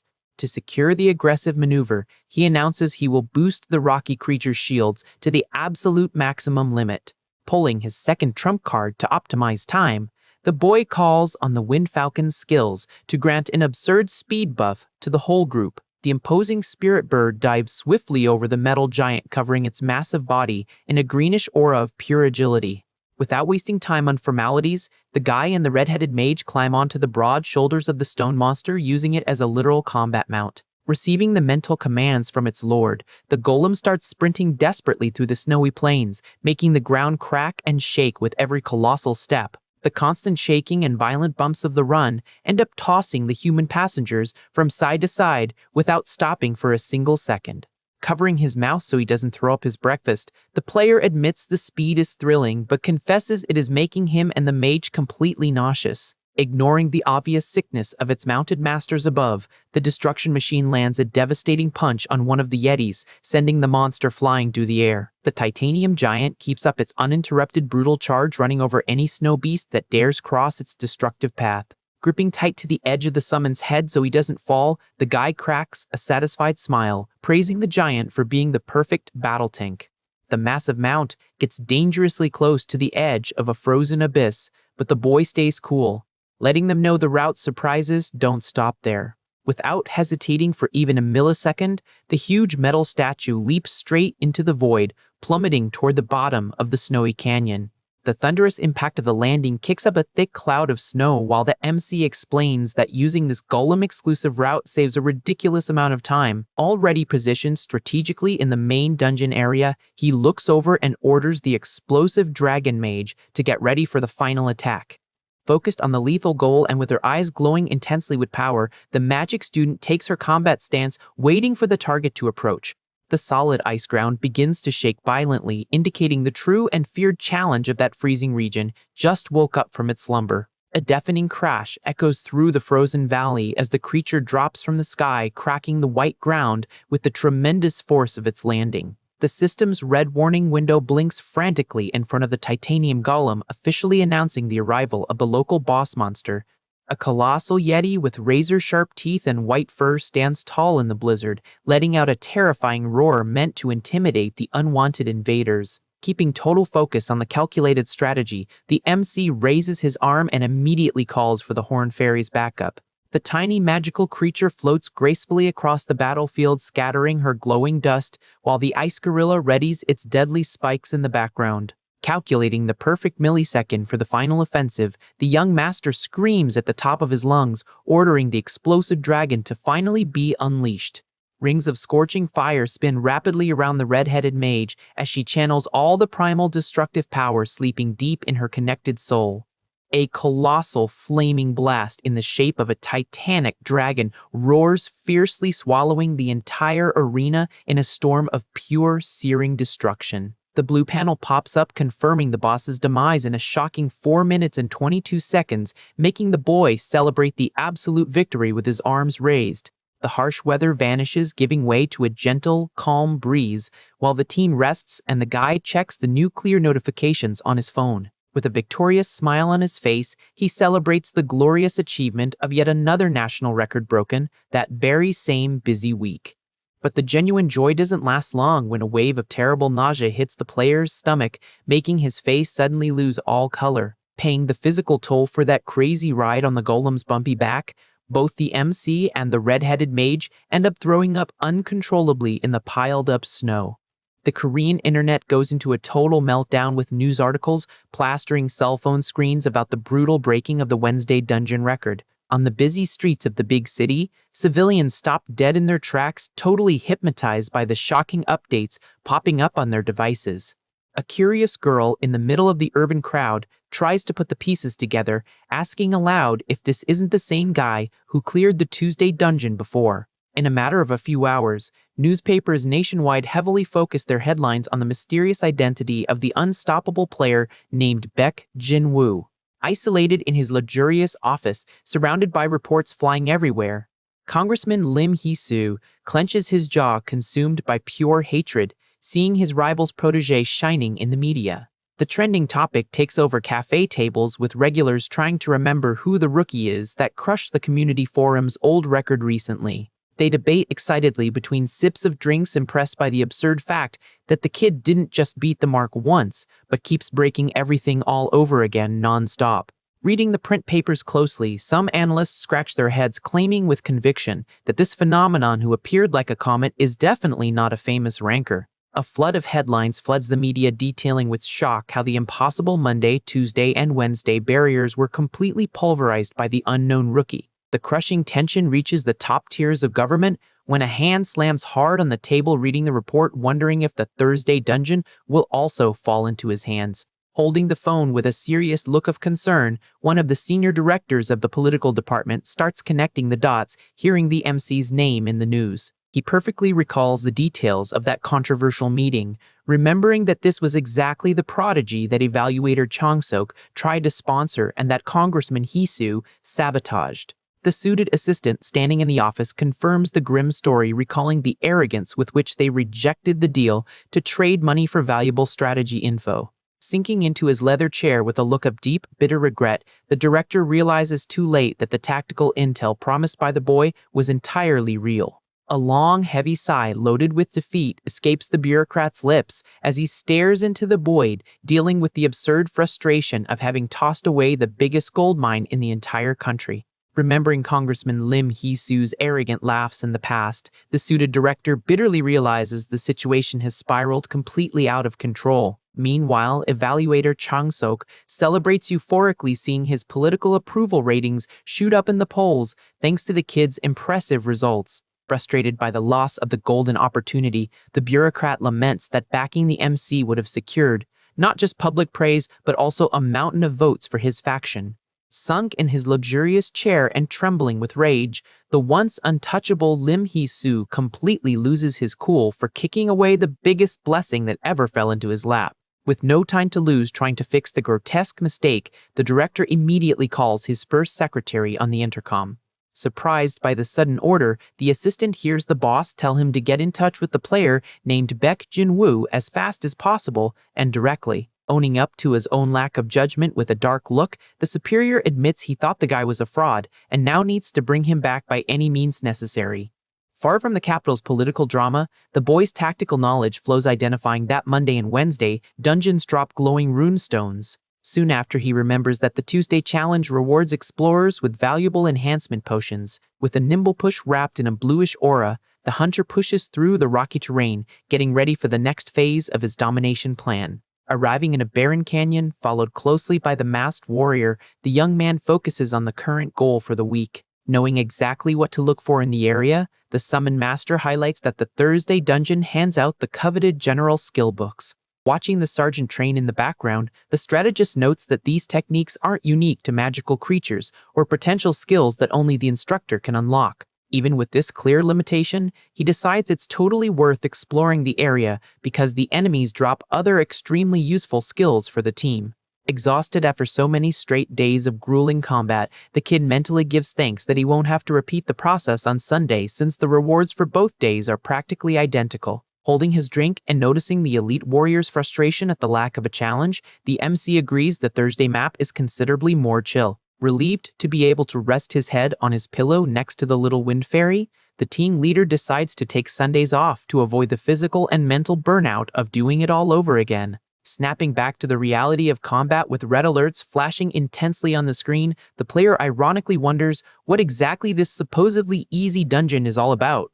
Right at the entrance of the desert stage, a colossal earth boss appears, roaring and showing that here the final showdown starts the second you cross the portal. The mud monster with scarlet eyes imposes itself on the battlefield, showing off an physically absurd defense capable of repelling basic attacks. Thinking of the traditional method used by other hunters, the veteran remembers the standard strategy involves surrounding the creature with magic wolves. Swiping his fingers across the control tablet, he details that rookies usually use the rank B White Wolf to apply the specific defense reduction skill on the giant. But the current scenario is completely different, with the young master lining up all his supreme summons ready for the brutal offensive. Bringing a devastating impact against the ground, the colossal stone hand of the boss tries to crush the invaders in a single furious strike.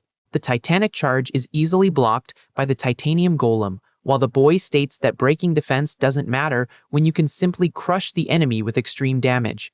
Analyzing his squad's disproportionate strength, the strategist scratches the back of his neck, quickly realizing there's no way he can sell a video with this absurd tactic on the Hunter forum. Picturing the scene like a cooking recipe where he just throws all the strong ingredients into a pot, the kid concludes his technique boils down to blindly beating down the target with the supreme elite. Smiling at his own overpowered moves, he decides he'll write in the guide to just use the White Wolf and attack with the highest damage comp they can build. Staring at the earth monstrosity being stopped by the silver titanium wall, the leader admits there are no secret tricks or miraculous shortcuts to breaking this floor's record. The final order echoes through the canyon, directing the team to focus all destructive attacks straight at the Earth Giant's head. Explaining the need to keep the target totally pinned down for the combo to work, the master justifies why he chose to put the titanium golem on the front line. Floating gracefully with staff in hand, the little wind fairy hands out her glowing speed buffs across the team simultaneously. Reaching out with a sharp and calculating look, the commander points at the target, demanding immediate action from the explosive dragon and the veteran sergeant. The direct instruction says to aim for the head, while the camo-wearing warrior shoots like green lightning toward the clumsy giant. With a visually deafening impact, the combat instructor's fist hits the monster's weak point with surgical precision and overwhelming force. Huge chunks of rock and dirt fly everywhere, while the boss's hard face starts cracking deeply from the concentrated blow. With an agile and silent move, the masked warrior lands firmly on the monstrosity's shoulder, leaving the path clear for the main attack. The mud colossus lets out a distorted grunt of pain as its head gets practically obliterated by the continuous punches from the martial arts expert. Spinning in the air, surrounded by scorching flames, the red-headed mage channels all the dormant primal power in the depths of her connected soul. Her eyes glow incandescent yellow as the magic circle drawn by her staff releases a heat wave that melts the rocks around. A colossal, flaming blast, shaped like a titanic dragon, roars fiercely, swallowing the entire battlefield in a storm of pure scorching destruction. The direct hit from the extreme spell clashes against the earth monster's shattered body, causing a cataclysmic explosion of light and fire. When the dust and smoke finally settle, all that's left is a charred and melted stump stuck in the barren ground of the ruined canyon. Stepping gracefully onto the ground cracked by the intense heat, the girl calls an end to the combat with her intimidating and victorious presence. The holographic blue panel pops up instantly, announcing the boss's demise and logging the absurd clear time of just 5 minutes and 10 seconds. Comparing the final numbers on his holographic screen, the hunter celebrates shaving a whole minute off the Korean national record with terrifying ease. Watching the unflinching posture of the warrior returning after the flawless execution, the boy mentally confirms that this mass summon is definitely unbalanced. Planning the next steps of his financial climb, he clarifies to himself he doesn't intend to use the sergeant as the main force for the week's final target. The MC's gaze gets focused as he remembers the valuable knowledge from his past life about the extreme power cap of certain units. Staring at the cute and proud smile of the red-headed mage, he knows even the highest-grade dungeons can be wiped out in a second if she's built correctly. Saying goodbye to his magic creatures and praising their good work, the strategist calculates that at max power, the time from entering to exiting the portal wouldn't take more than 10 seconds. Maintaining his usual strict military discipline, the instructor waits silently next to the young master for the next combat directive. Before the colossal ruins guarding the system's treasures, the commander snaps his fingers and excitedly orders the group to do one more round of heavy clearing. After hours of intense training, the player crosses the swirling blue energy of the portal, finally stepping out of the danger zone into the fresh air of the big city. Right as he sets foot on the modern sidewalk, he is suddenly approached by a suited voice calling his name with extreme politeness. Without letting his guard down completely in front of the very well-dressed suits, the prodigy confirms his identity while trying to figure out why they're approaching him. An elegant hand wearing white gloves hands over a fancy bluish business card, revealing they belong to the direct secretariat of the government's top brass. Holding the fancy piece of paper between his fingers, the guy mutters an uninterested confirmation, trying to remember where he's seen this kind of bureaucratic approach before. Cutting the formal vibe at the root, the MC crosses his arms and asks straight up what they want, since pending negotiations should have been handled with the main office. Flashing a highly trained and overly confident corporate smile, the head assistant announces that the higher-ups finally reviewed that investment proposal made in the past. Speaking with the typical arrogance of someone who thinks they're doing a favor, the rep claims that now that the results are proven, the government is willing to accept, but gets cut off by a hand gesture. Showing a cynical smirk and eyes closed in a clear sign of disdain, the summon master tells the suit to forget the whole thing immediately. The broken expectation stalls the bureaucrat's brain as he replays his own words in his head, not understanding how his generous offer wasn't accepted on bended knee. Trying to process the exact moment the conversation went off the rails, the assistant relives his own interrupted speech by the kid who showed zero interest in the government alliance. Giving a dismissive wave and turning his face away, the young hunter reiterates with absolute clarity for them to completely forget any pending negotiation. Completely lost and frozen in the middle of the busy street, the two secretaries let out an exclamation of mutual confusion, unable to form a coherent response. A threatening gleam crosses the MC's sharp gaze as he mockingly questions their audacity to talk about reviewing results after rejecting him in the past. Comparing the attitudes in his mind, he contrasts the government's greedy offer with the angelic figure of the billionaire heiress who threw billions into his account without blinking. Outraged by the fakeness of that corporate theater, the strategist crosses his arms, figuring out that no matter how much they dress up their words, these old men are the complete opposite of young Yujia's blind trust. Sweating cold and realizing the rope around his boss's neck just got tighter, the employee tries desperately to pull up a new argument to keep the boy around.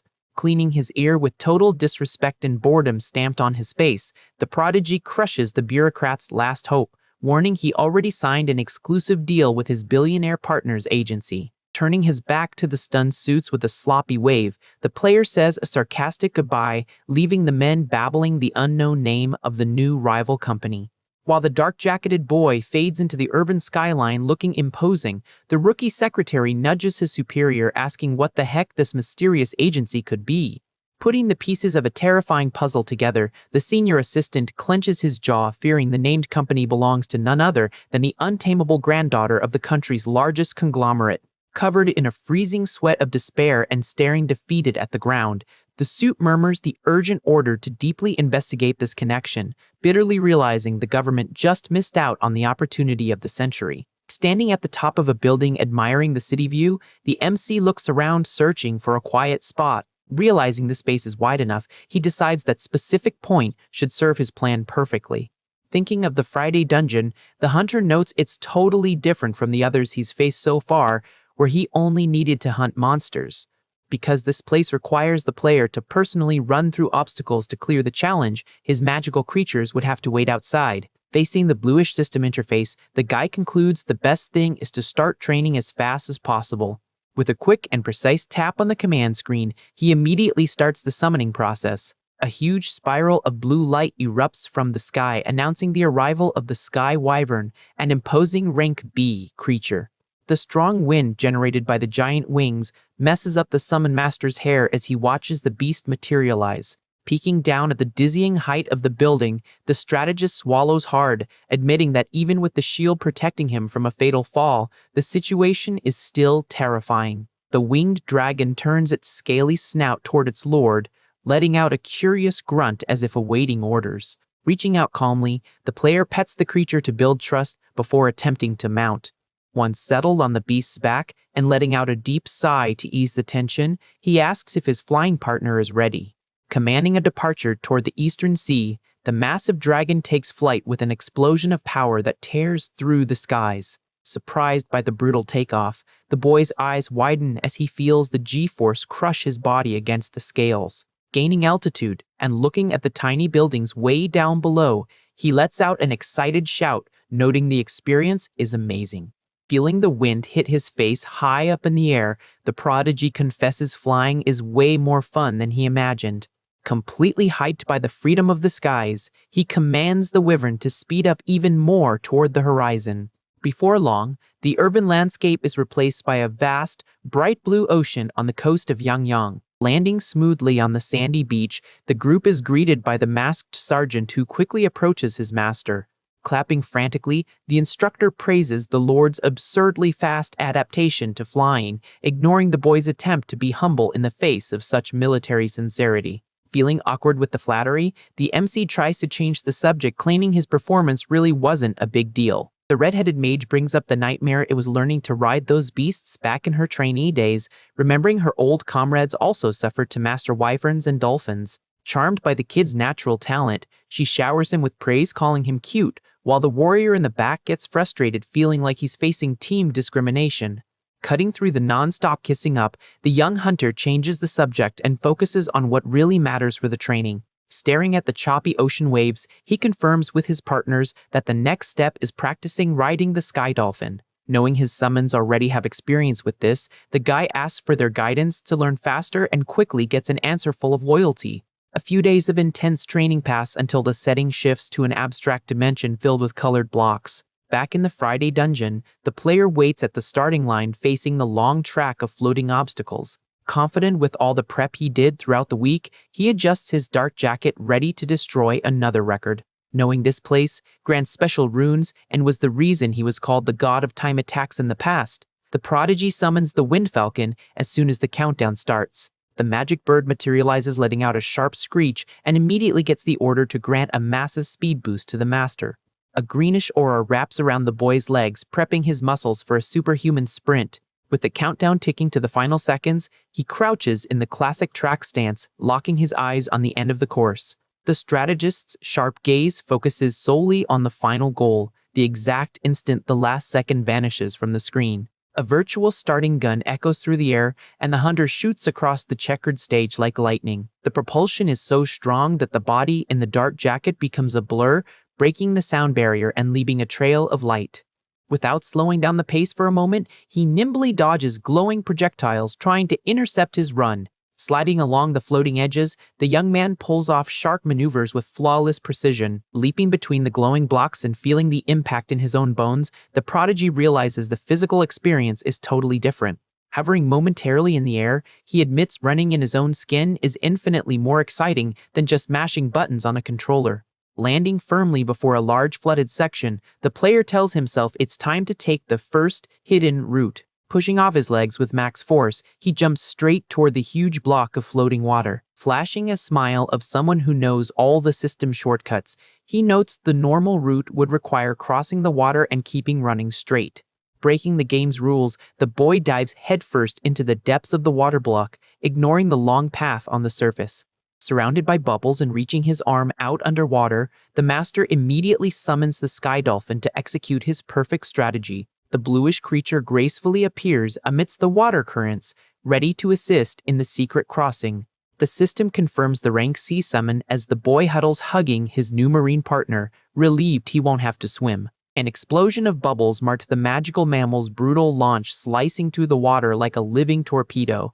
Riding the creature's back, the strategist explains that using underwater mobility lets him simply bypass all the traps up above. The speedy duo quickly approaches the edge of the water block, getting ready to return to the dungeon's open stage. Leaping out of the artificial sea in a glowing burst, the kid screams his winged mount's name in midair. Landing perfectly on the back of the newly conjured dragon, he announces that from that point on, the race shifts gears. Tapping his foot on the partner's scales to give the go-ahead, the Lord of Summons adjusts his body balance. The massive winged beast dives through the air, picking up insane speed, while the master declares the flight has begun. Using the skies to his advantage, the genius cheater just flies over the entire obstacle-filled track, saving a massive amount of time. The big colored finish line portal approaches fast at the end of the flying route.